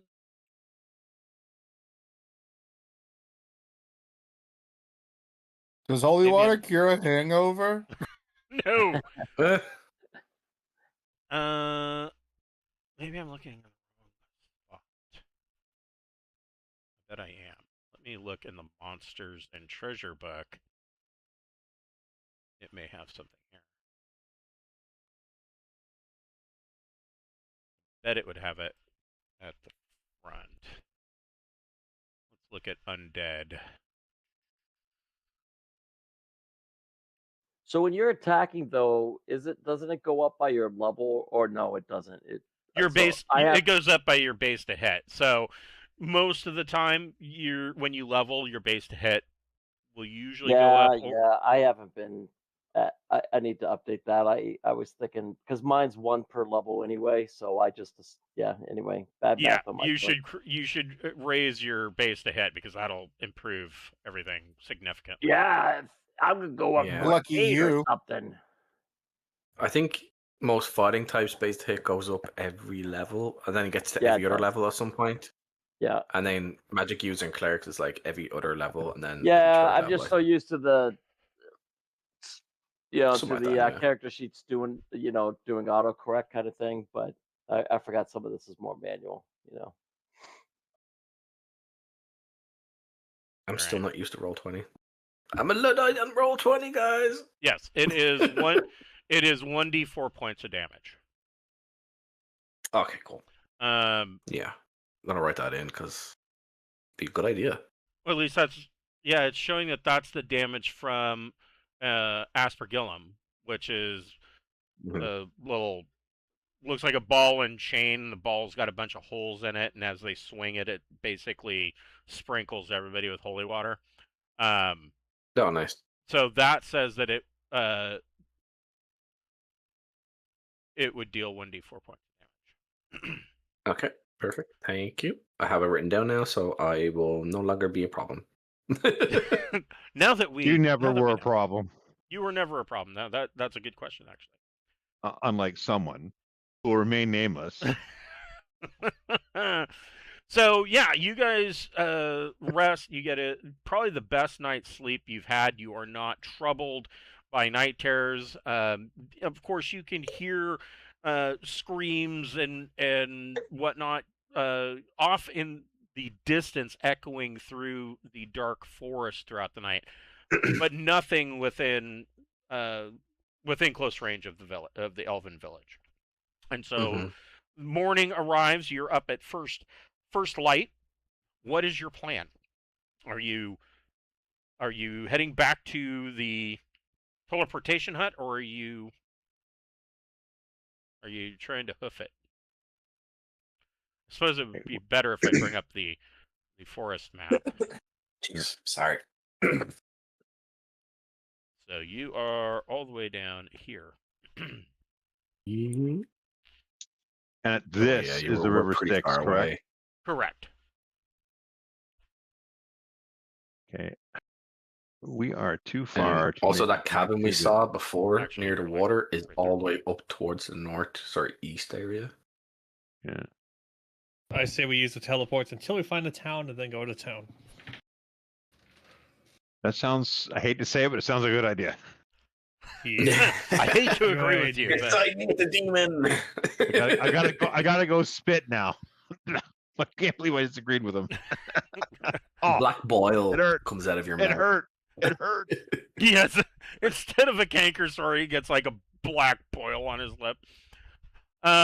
So the elven rangers kind of escort you back to the teleportation hut, and you guys step through, and one by one, you just as before, you vanish. There's no flash of light or hoobaloo. You just step in, and the next person looks inside, and they're just gone. But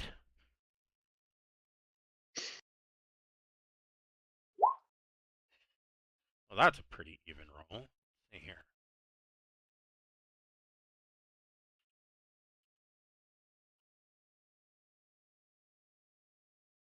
That.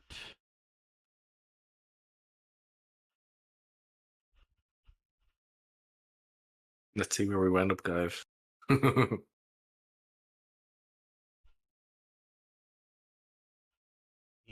went up the other side of the river Styx. Got to wait for the coachman.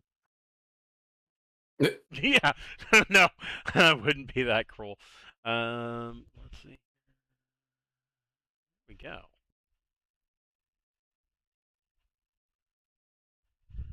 Ooh. Damn, dude. Seriously, again, I- these maps are insane. Yeah, they are awesome. Like this is really Should have good. specified the town that we've been to before, not a ruined old new one. Yeah, everybody think about the correct town. So yeah, you step out of the teleportation hut, and you are just across a small creek, and there is a short bridge that crosses this creek from the ruins of a previous town. Now, everybody can make a wisdom attribute check, and you get to make this with a +5. I Oh, almost wow. said to make it with a boon. No, we don't do that. Well, look, +5 to that every roll. No, plus So, 5, that puts me at 19. I passed then. For With a me- +5. Okay. wow. my result was a 7, guys. There you go. Was it 18 really? for No me. way. It was. It was. 28 with the +5. 28. I'm going to Vegas, guys. Oh my god. Oh So, my god.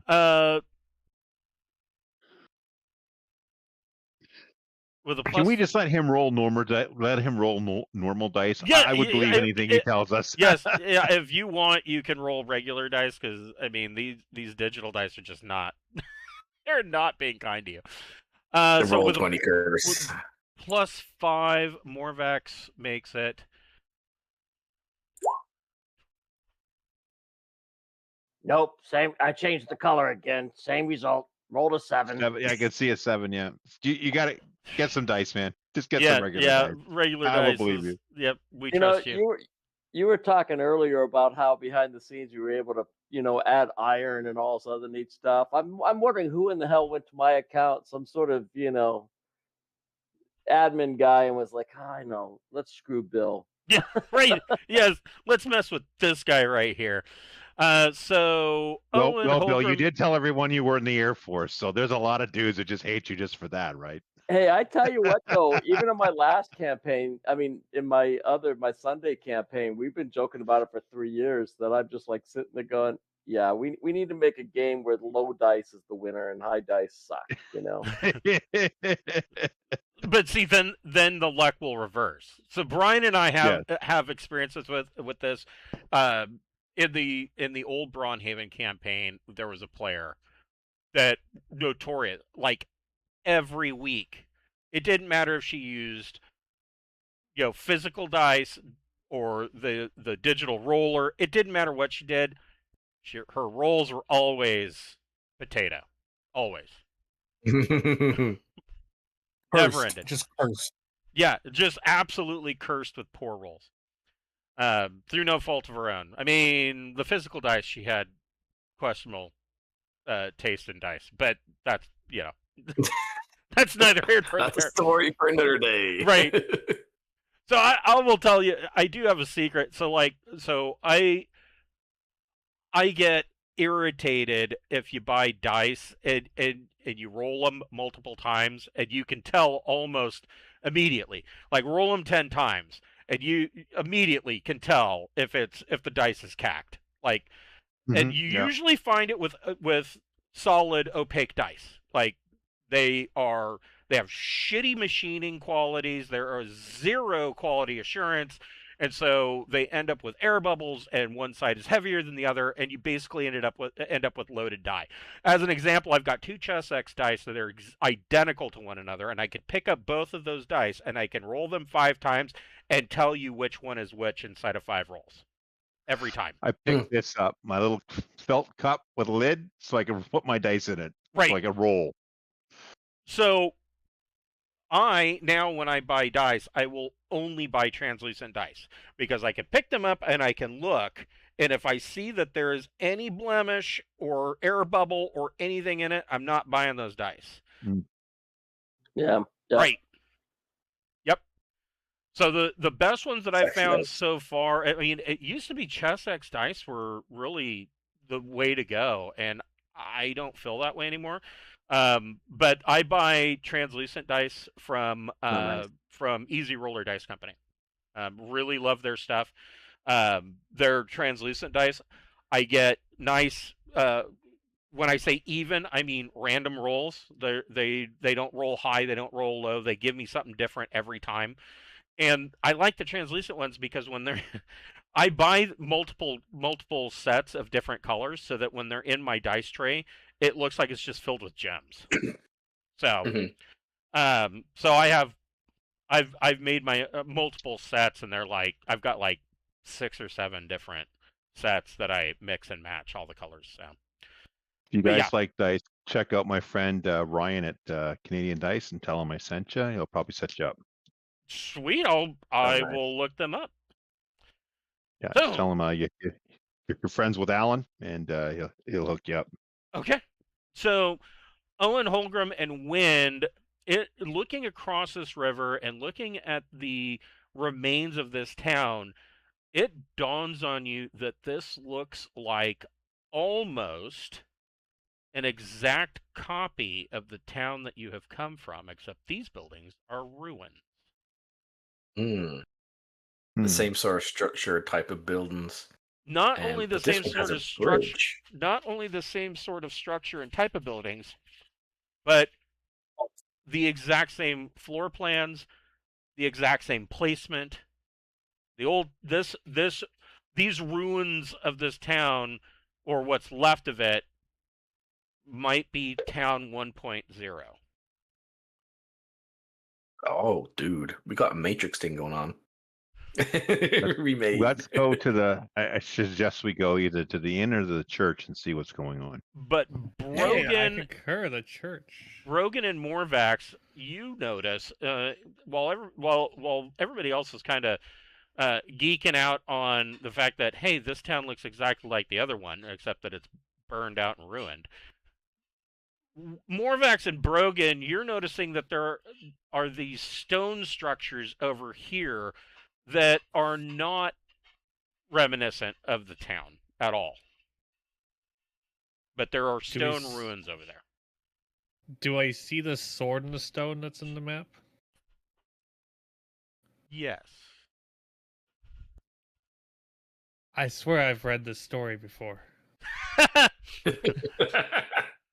I'm gonna nudge the paladin. I went to a shitty Disney puppet show, and they'd had this whole sword in the stone thing. I'm gonna nudge the paladin and be like, "Hey, look at the stone over there. There's a sword in it. Go get it." Fetch. I almost forgive you, and I'm gonna go get it. Okay. Unaccompany the paladin again. Not splitting the party. You are free to move your tokens wherever you would like. You're not in combat. I'm gonna fly up to about 30 feet and then just fly over everybody as they're going. Okay. And Finnegan's just gonna follow Holgrim. Okay. Once I get Of course to the bridge, can I use? Once I get to the bridge here, can I use detect magic to see if I can feel anything, like coming out of this town, like just along this path that we can see? Uh, Not trying to pinpoint anything exact, just sort of like if there's something in a general area giving off an aura. So, first of all, before I do that, let me Excuse me. look at this master map. And now we've all fallen into a trap. Right. And the dragon pops out of. The undead dragon god. No, it's gonna be like a Draco Lich or something. I mean, if it's a black dragon, I can talk to him and hang out with him. Just saying. It's like, yo, we're basically cousins. We are cousins. I'm like, yeah, you know. I get a +2 on the lore of him too. Sorry, I'm updating the big map. Thank you. Because it occurred to me that it's going to be kind of important.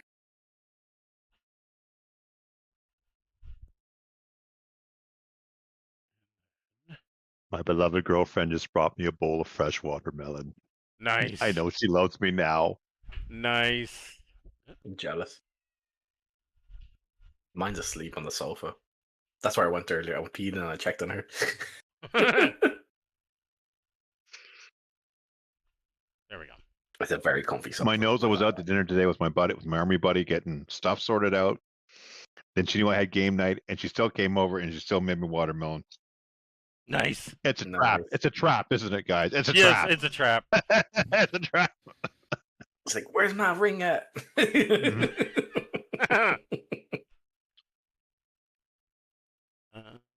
trying to catch it out. Yeah, it's trying to catch me. Make me weak. A full belly. You like a Pokemon. Gotta catch them all. Well, hopefully you don't catch them all. Yeah, that's true. So Gotta catch the one. just the one. So second I say, dude, she turns. So Holgrim, Brogan, and Owen roll a d6. Okay. I can't. It doesn't go up to 7. Oh yeah. I rolled a 1. What could possibly go wrong with that? And Owen rolled a 2. That's excellent. It's because we're playing Call of Cthulhu. You got And Brogan got a 3. Brogan gets across the bridge. Oh, you better roll a d6 for Finnegan. Okay, 1. It's a trap. He got a 3. I Okay. swear to God, this is gonna be like an ogre. So he coming out gets from the bridge. across with Brogan. But Holgrim and Owen, everybody else, well, actually, Morvex and Morvex needs to roll. Oh no, you're flying. Never mind. While flying? Okay. Yeah, you're flying. So Holgrim and Owen, Holgrim's kind of moving forward. He's wanting to get to that sword in the stone. Owen kind of slows down. He wants to. You wanted to cast discern magic. Yeah. Along the path that you're on, or which direction did you? Yeah.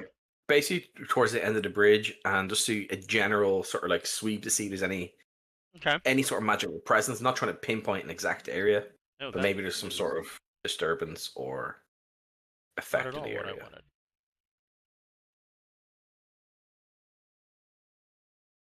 So no, I don't think. Let's see here.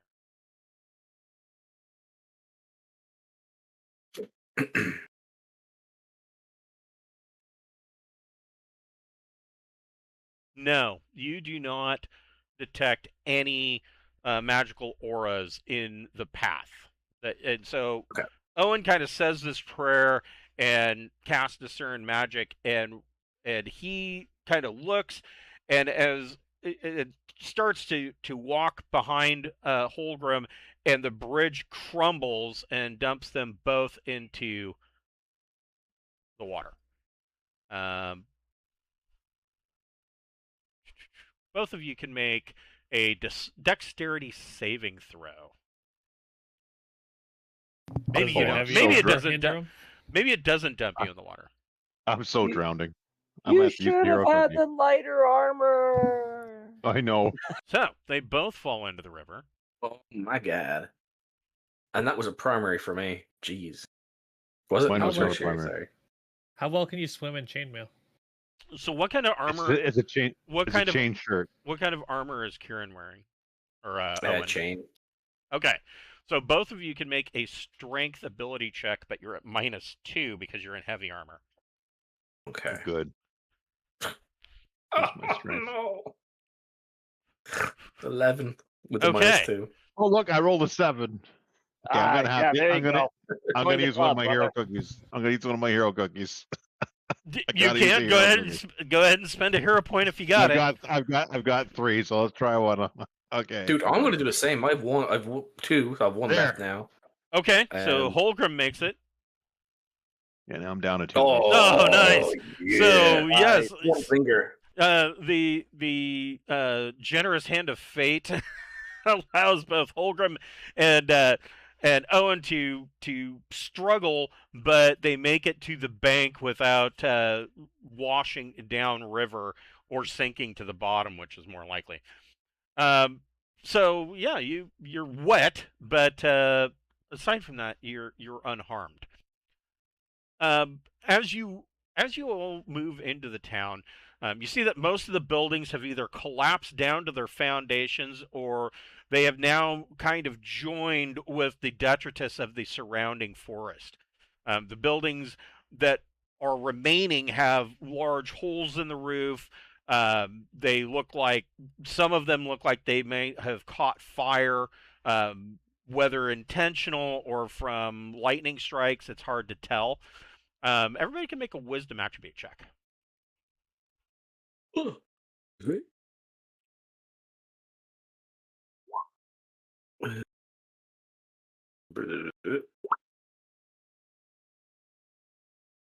Wind, you see something like the sunlight glinting off of something in the ruins of this building here. Should I try to jump across the river or something? Because I didn't cross the bridge. I was like, what the hell? Everybody following this shit. It's up to you. What kind of armor are you wearing? Light like leather. So you could swim across the river with just a regular strength check. You would have no negative. We have a rope. We could throw the rope towards him, and then if he does fail, we can pull him in. Sure. I mean, it's the river's maybe 20 feet across. Oh. I guess try and throw the rope anyway. Do a little lasso and throw it over to see if we can reach. Sure. Go ahead and make a roll d20 plus your dex modifier. So dex roll, yeah. Oh. Basically, make a ranged attack. So add your base to hit as well. Okay. Oh, okay. D20. Oh. Then it's like plus. It's plus. I have a +3 to that, so yeah. No. 6. Yeah, no. So the rope makes it about halfway across, splashes into the water. You know, I rolled back up the leg. Sorry. I don't know if you've watched any of the official Trollord games. Watching Steven Chenault run a game, he has a thing for water features and destroying player characters. Like every time there is a river or a creek, somebody's going to die. One of those characters is going to get stuck in that river and they're going to drown or get washed down river, never to be seen again. Every single time. The man's amazing with water features. I'm not that cruel. Well, I mean, sometimes. Depends on what kind of movie you're in. I use my sling to kind of like flick a rock across. Okay. With a rope to it. No. How dare you? No. No. You know what? That's what we call a bullshit roll, my friend. I've been carrying this bow forever. Why don't I just tie the rope to the end of one of my arrows and launch it across? That you could do. I'm just going to do that. Fire my bow. Just don't hit him. I'm not going to hit him. Roll a 1, you hit him. If I roll a 1. Okay. Yeah, okay. So, yeah, Holgrim shoots his bow across the river, and an arrow with a rope tied to it lands in the soft sand on the bank of the river. And so, Wind, you can grab it and kind of pull yourself across without having to swim or fight. And like I said, in the ruins of this building, you see the light is glinting off of something. Meanwhile, the rest of you can move in the direction that you were originally wanting to move in. Yeah. I'm just kind of flying around while sitting near this rock. Okay. Just keeping an I'm eye gonna out. sit a little bit at a corner there, the corner wall, and just sort of observe this square. I'm going for that sword. Okay. I'll be back Holgrim, in 2 minutes. Holgrim and Morvax, you can make a wisdom check.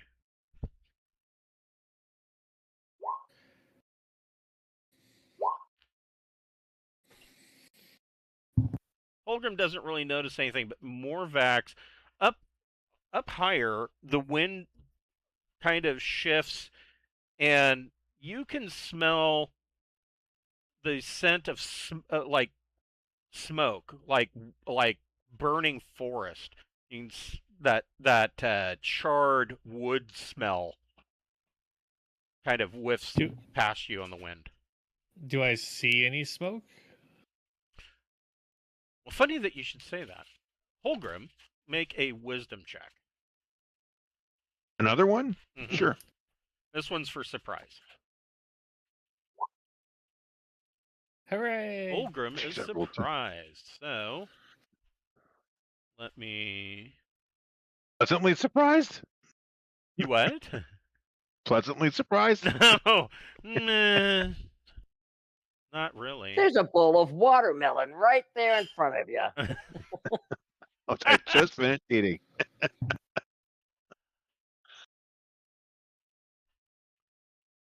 Roll for initiative. Yeah, everybody go ahead and give me an initiative. Of course, I get a 1.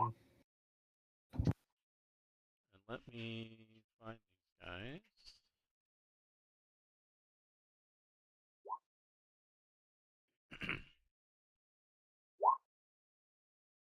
Seven.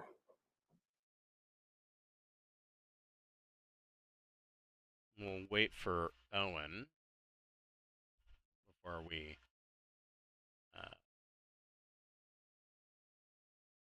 rain hell. I mean, rain hell. It's not gonna rain hell. These guys are not that tough. They're more of just annoying pains in the ass.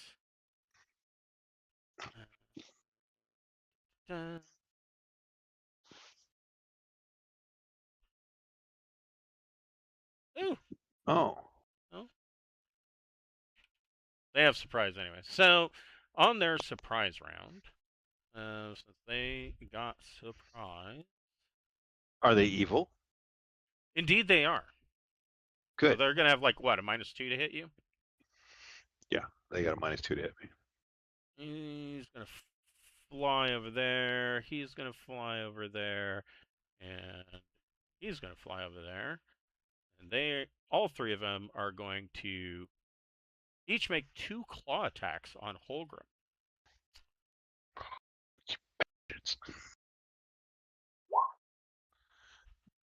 19? Miss. It's a miss. Oh, 19's a what hit. the fuck? 19's Okay. a hit. 19's a hit I got 6. 18 is my armor class against them.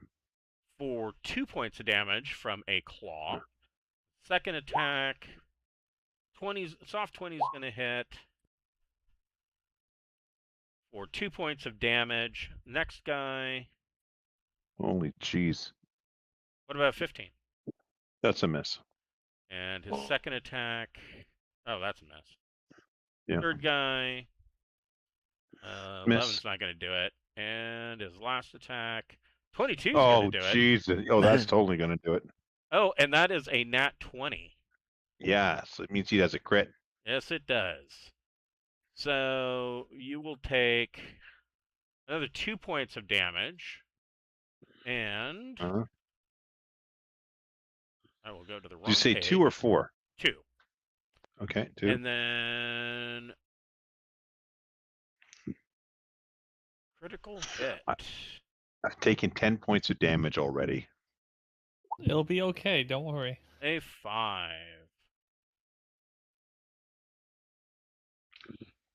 So, and I'm going to mark him. And I have to mark him because of what has happened. We will say... Damn. Yeah, that's a good one. I'll give him the fist. So, this was a claw attack, and he claws Holgrim, and it is a stabbing blow, except that the claws on the ends of his fingers are now stuck in Holgrim's rib cage. Ooh.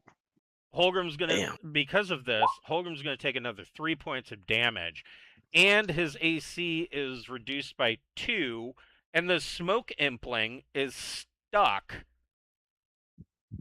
in with his hand stuck in Holgrim's ribcage.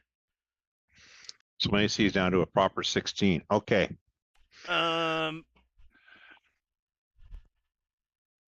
That was the surprise round.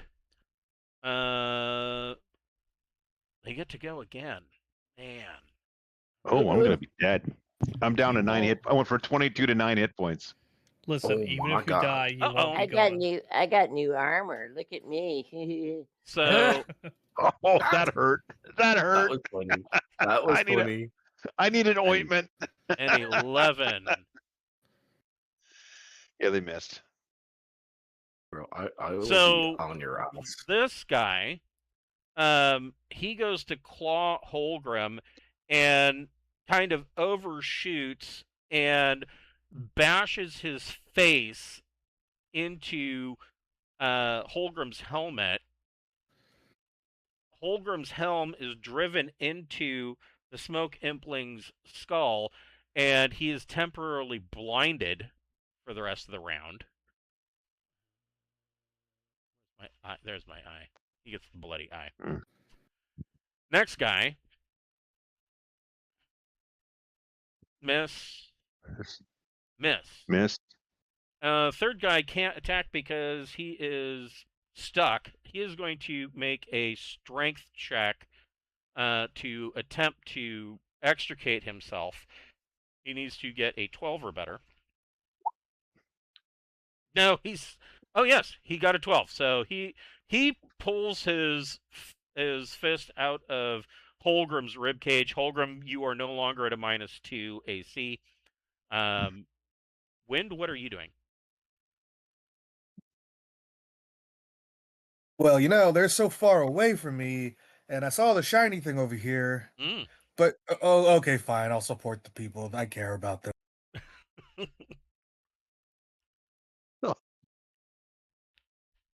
You're such a team player. It's all about options. Yes. I will do a run or a jog or whatever to over. Okay, so you can move half of that movement rate and make an attack.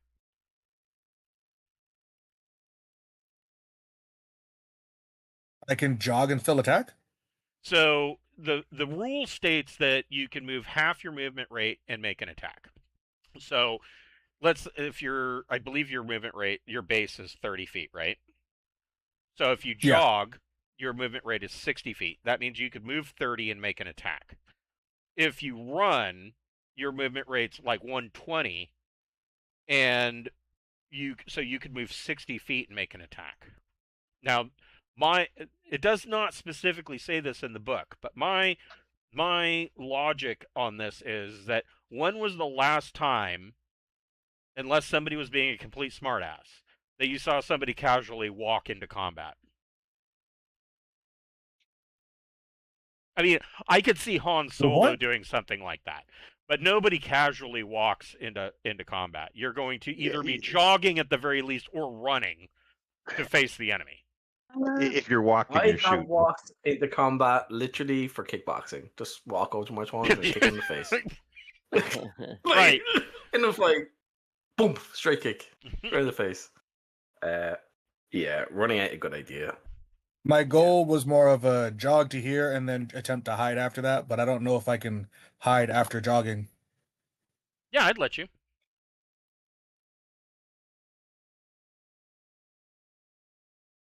Yeah, you can make a hide check. Okay, so Wind runs over here and kind of slides into the grass and hides. Brogan, what would you like to do? I'd like to roll higher than a 7. Just throwing it out there. So the thing that makes me laugh about this is that this game particularly, the rolls have been just dismal. Like even my rolls have been bad. And there was something that No, was I posted. pushed the wrong Oh my button. god, he rolled a natural 20. There you go. So who are you Oh attacking? my god. Yeah, but I pushed the wrong button. That was I pushed climbing or whatever. I meant to push my You know what though? I'm gonna give you the natural 20 because you've rolled I rolled one. Yes, I rolled one. You All rolled right. the natural 20. Yes, I'm gonna give it to you. So go ahead and roll your. Which one are you attacking? Okay. The blind one. The guy with the fancy arm. I mean, one of the ones next. Yeah, the blinded one. Okay. He's the one closest to me. So go ahead and roll your damage first. And I'm not using a magic. I'm not wasting a magic arrow on these guys. Okay. Yeah, these guys don't have any immunities. So that would be a +3 for that. So an 8. Okay. Ouch. And then go and roll another d20.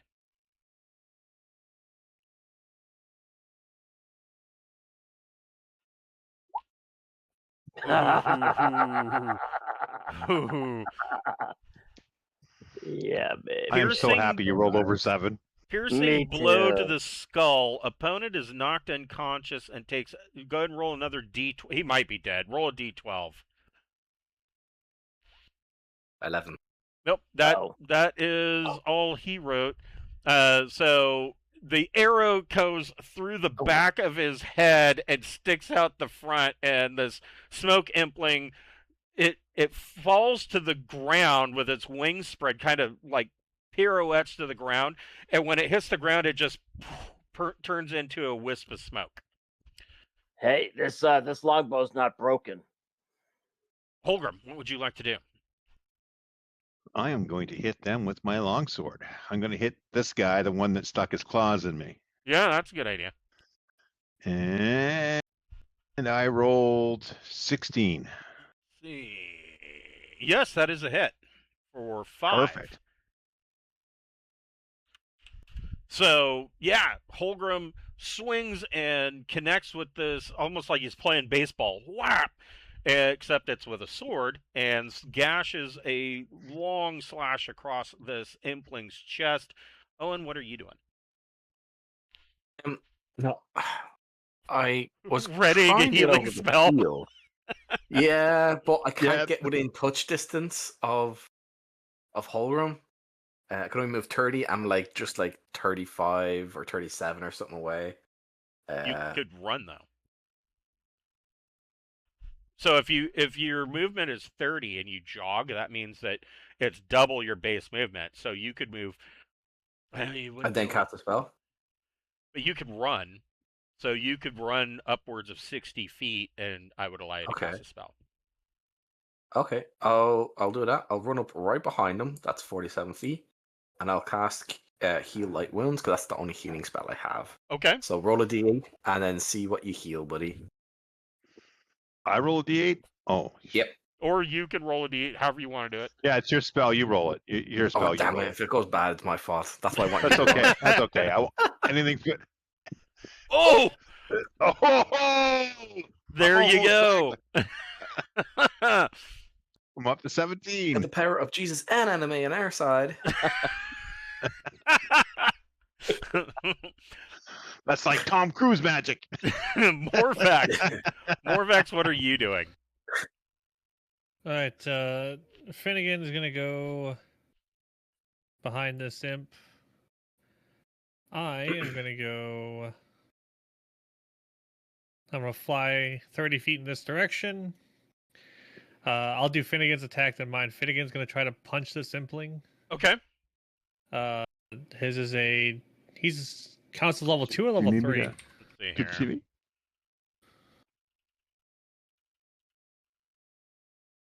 Zombies are level 2s. And he's got a bash for 1d6 damage. So he gets a +2 to his roll. So he got a 15. That is a Does hit. that hit? He only does 2 damage. Okay, so Finnegan bashes this Impling in the back of the head, just kind of slaps him, and the Impling knocks his head forward. What's more next? And I am going to start making strange hand gestures towards this imp right here. Starts and flipping off the imp. 2 spectral hands will appear around his neck and begin attempting to choke him to death. Yes, choke spell. Yes. And I can post the info for you. Hold Yeah, on. what's the save on that? I wrote it. I don't know why I'm asking that. I wrote it down so I wouldn't have to remember it. Oh, I'm looking in the wrong person. Uh, There it is. Let's see here. intelligence saving throw. It takes Intelligence. 4 damage per round for 3 rounds. So he is going to need to make an 18 or better. Oh, wait. What level are you? Level 3. That's for 3 rounds. So it would have to be 21 or better. Doesn't matter. He rolled a 4, so he fails. So he takes 4 damage immediately and is at a -2 to attack rolls. Yes. That's a All good right. spell. Give me a new initiative.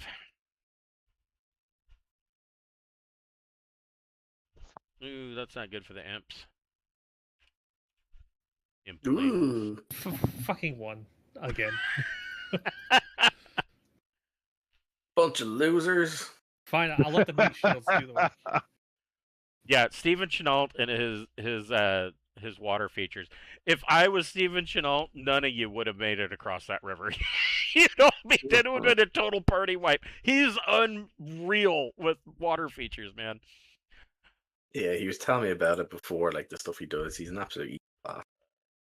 Yeah, he's brutal. Brutal. So, Wind, with your hidden self, what are you doing? I am going to attempt to sneak behind this one, Mhm. and we'll see how it goes from there. So, go ahead and give me a move silently check.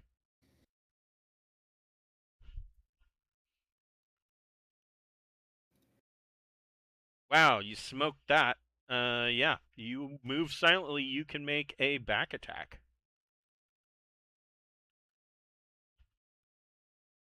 Shiv him like a little imp. So the in back big attack house. is +4 to the attack, or +4 to the attack and then double damage. Got it. Okay. Yep.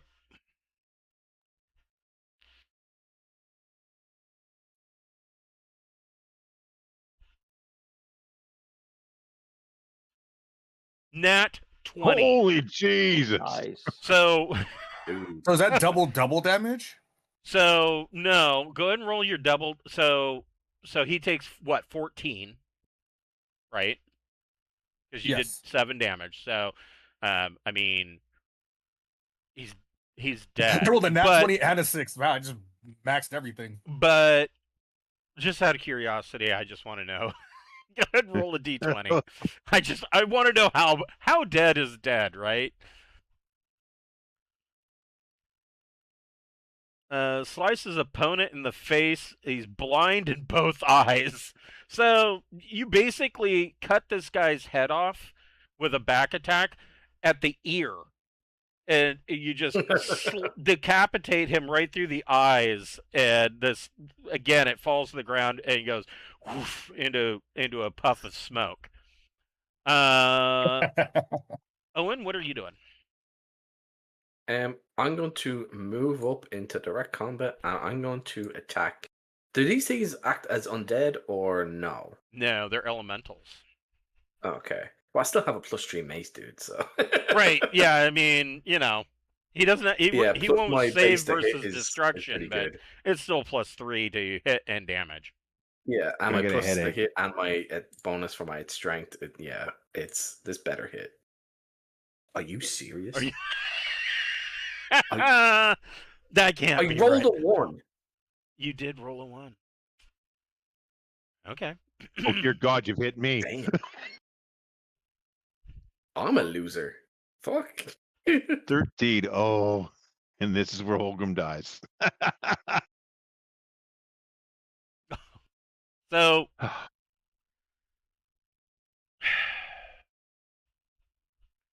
So you go to hit the smoke impling. It dodges out of the way, and that mace comes down on this rock and shatters. Oh And no! a shard comes up and hits you. It grazes your cheek for 4 points of damage. Like But the mace is completely shattered? The mace or is just a piece shattered. The mace is a magical mace, though. Is that? That is true.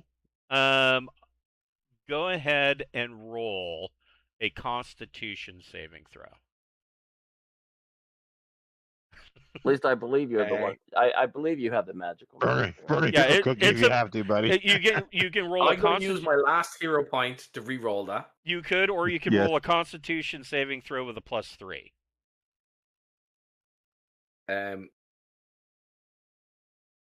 Roll again. Well, even if I add +3 to that, it's not enough. It's 14. It's a fail. Yeah. Okay. Hero cookie. I'll use my hero point and add +3 to it. Yeah. So no, I mean, Wait.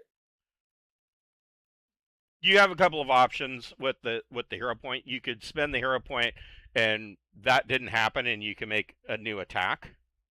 You could spend Okay. You could spend 3 hero points and save the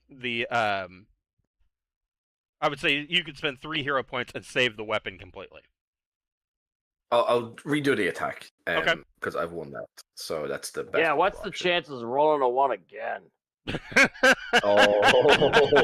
Why did you have to say that? Okay. What was it? So time goes and we do it again, and Owen hits the smoke impling, and the mace shatters its face, and it drops.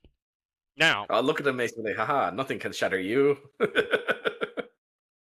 so the 3 smoke implings are kaput.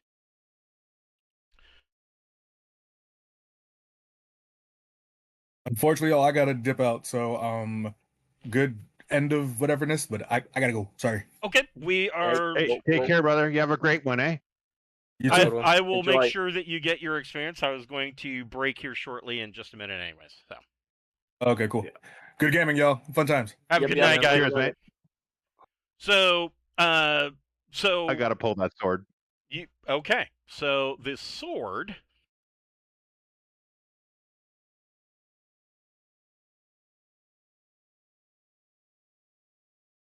Go ahead and give me a strength attribute check. A strength check? Yes. Sure, no problem. Oh, you succeed. It is firmly in there, and you kind of put your back into it and pull this sword out. It I don't is actually poop my pants, do I? no Like that kind of pull. It is an exceptionally nice sword, and along the central groove of the sword on both sides, there are a number of runes carved into the sword, or stamped into the sword. So what type of sword is it? Just off the top, is it a long sword, short sword? It is. That's a good question. I left it open. But I'm thinking this is a two-handed sword. Okay, makes sense. You bastard. Sword. Yeah, no, it's not a bastard sword. It's a, well, yeah, well, instead of two-handed, let's say it's a bastard sword, because then you have options, right?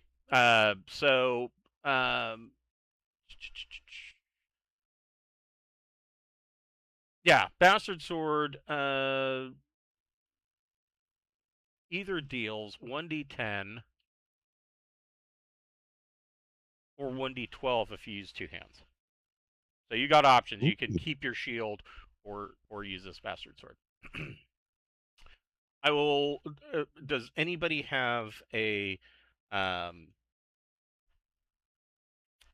identify spell? No. No. Our magic user ain't here, sadly. Hey, I'm right here. He slept in. Oh. But I don't have identify. I'm a necromancer. Of course. So So I need Our identify. other Once magic again, user you're slept dead in to me. today. so, but Holgrim is a martial type. Kind of wielding this thing.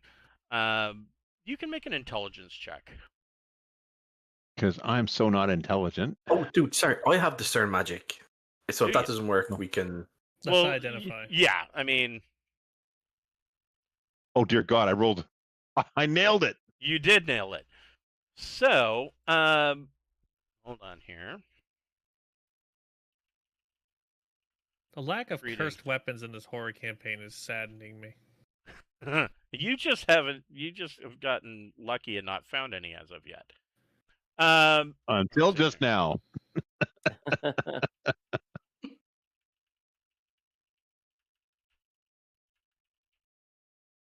Yeah. Thank you for bringing that up. You're right. Excellent. Now this is.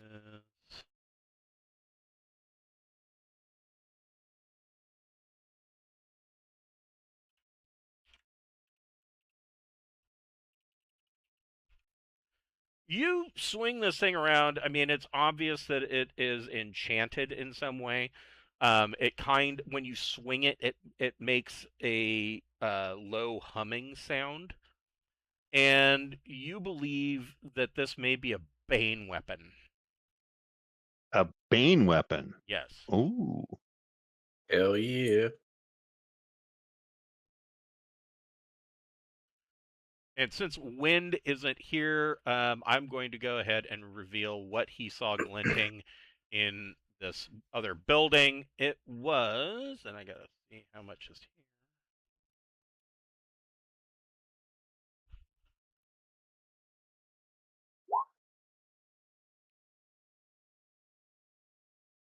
$110 is a open leather bag sitting on a old dusty and ash covered table. This leather sack is open, and inside are 110 of these copper pieces. Like the copper pieces that we found, right? That came with us with the Yes. skeleton on one side. Exactly Okay. the same. Yeah. So if we divide that up, there were 5 of you.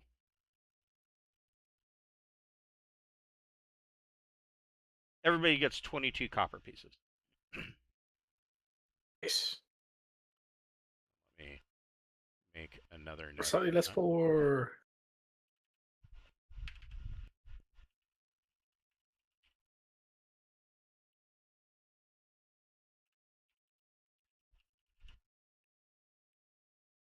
All right, so I think this is where we're going to break for tonight. I would assume that after this, you're probably wanting to go back to the teleporter and try it again. Is that True that.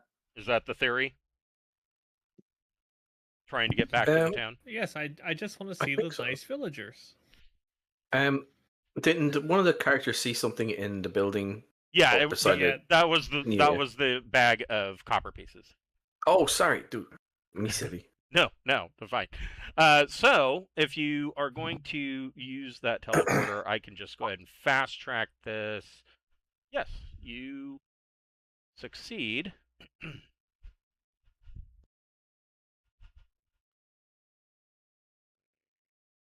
Clear some symbols. Copy. Close this. You do succeed in getting back to the town. Oh, maybe I don't. I think you guys are. Yeah, you're already on here. So you do succeed in getting back to the town. Strange thing happens though. When you return to the town, when you return to the town, when you get out of the teleporter and start making your way back to the town, it seems much later than it was when you entered the portal. Like, it wasn't instantaneous. Mm. And by the time you reach town from the portal or from the teleportation hut, the sun is starting to set. And as you enter the town, you can hear the sounds of loud sounds of calliope music. The jesters are here, and they are setting up at the edge of town. And you can see that most of the townspeople are kind of moving like half-assedly, depressed in their motions, moving to the carnival to see the attraction. So that's where we will leave off for tonight. Damn. Before It sounds like fun.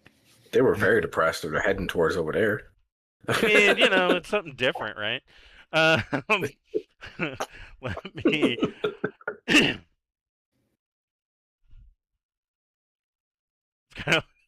I worked for this company. It was just, it was work.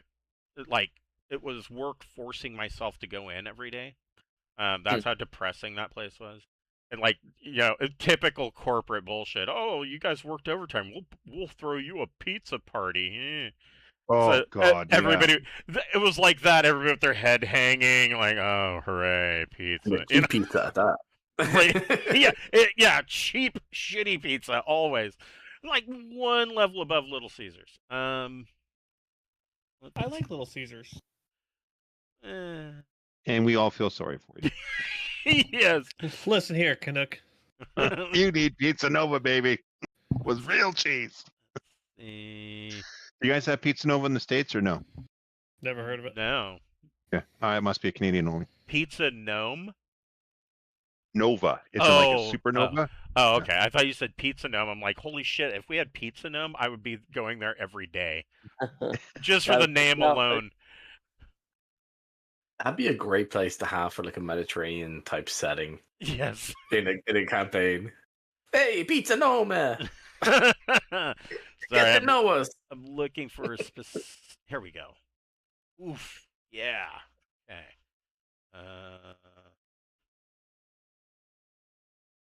So now I got to do the math. Best part. Just say 5,000 XP. That seems oddly specific.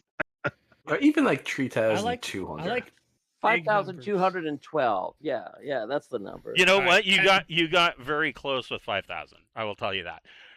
Everybody gets 4,712 XP. Level Cool. up. I leveled up. You said 4,000. 4,712. Yep, 4,712.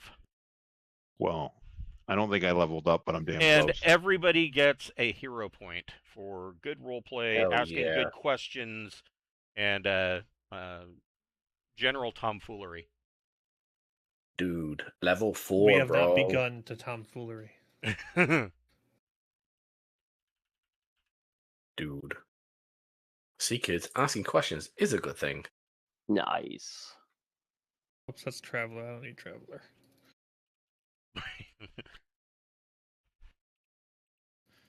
Okay, so I have 6. Hit points, D8. The rogue's probably level 15 by now. 4 more. 60 points total. Oops, Half that's left. fine.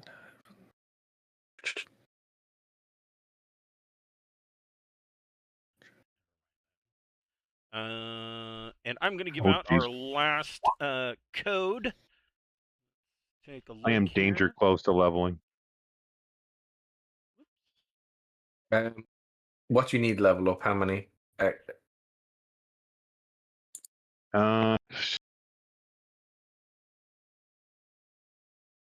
Just under David- 400.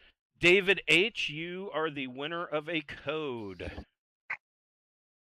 Congratulations, David! Winner, Let's chicken go. dinner! David, there you go. Did you say just under 500? Under 4. Oh, I give you under 4. It's okay. I'll wait for the next one. I'll be fine. Like, All oh I my get- god, only if you leveled up, you wouldn't have died. No, all I get is a horse. Like that's all I get. Like the Balan doesn't get anything cool till like level 5 again. My hit rate is up. Awesome. Yes, that is good. You guys certainly need that.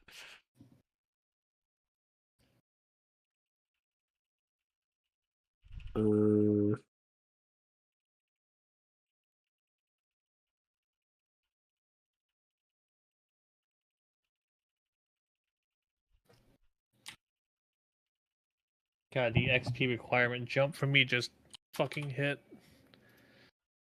Just need about another 10,000 XP to get to level 5.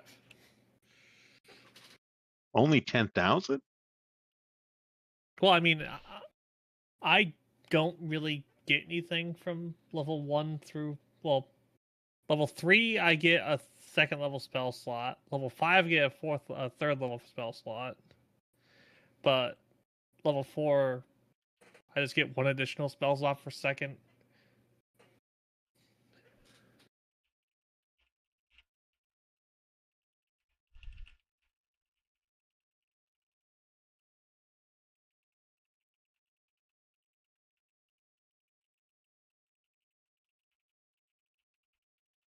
So like seriously, these maps are absolutely fantastic.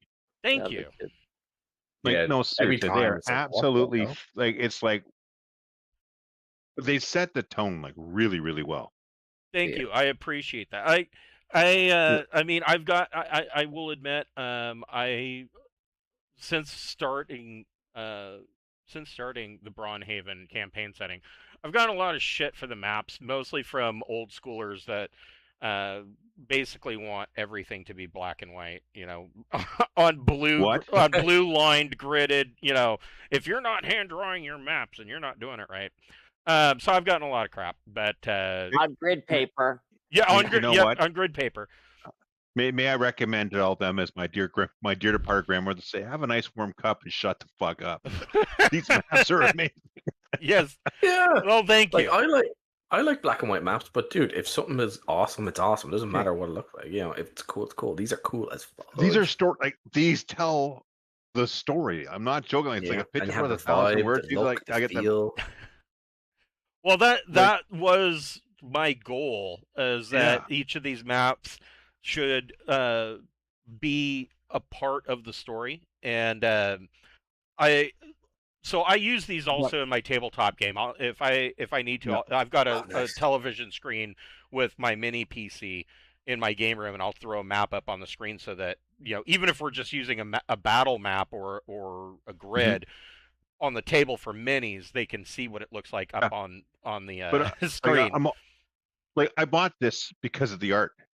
Art means something. All right, if you take your time and put in some real art, for me, I feel that it means that whatever you put on the page is going to be even better because now I'm going to be able to see it, and a nice picture goes a long way. Yeah, I mean, I like black and white, but I like nice artwork. The interior artwork, I go with a number of artists. Mostly, I'm using stock art because, you know, I'm a starving artist myself, so Yeah. that's what I can afford. But I really, really, really like Dean Spencer, his artwork, and so I've been using all of his work for the covers of every one of these books since They're amazing. since coming out with the second edition for Castles and Crusades. So, but yeah, I do all of the maps in Incarnate, and usually they awesome. go pretty fast. It depends, like how intricate. Like some of the dungeon maps can take me a while. It can take me a while, but over the years I've gotten better. So. Are we hanging out for a post thing? Because I need to go use the bathroom. It's up to you guys. I'm going to say have a good night to everybody, and I will see you next week, Thursday night, at 6 p.m. Pacific, 9 p.m. Eastern. Sounds good. Yeah, I got to get hanging. So, Yeah, all right, I gotta go see the cutie. She's here, so I better go see her. Okay, have a good night, Have a guys. great game.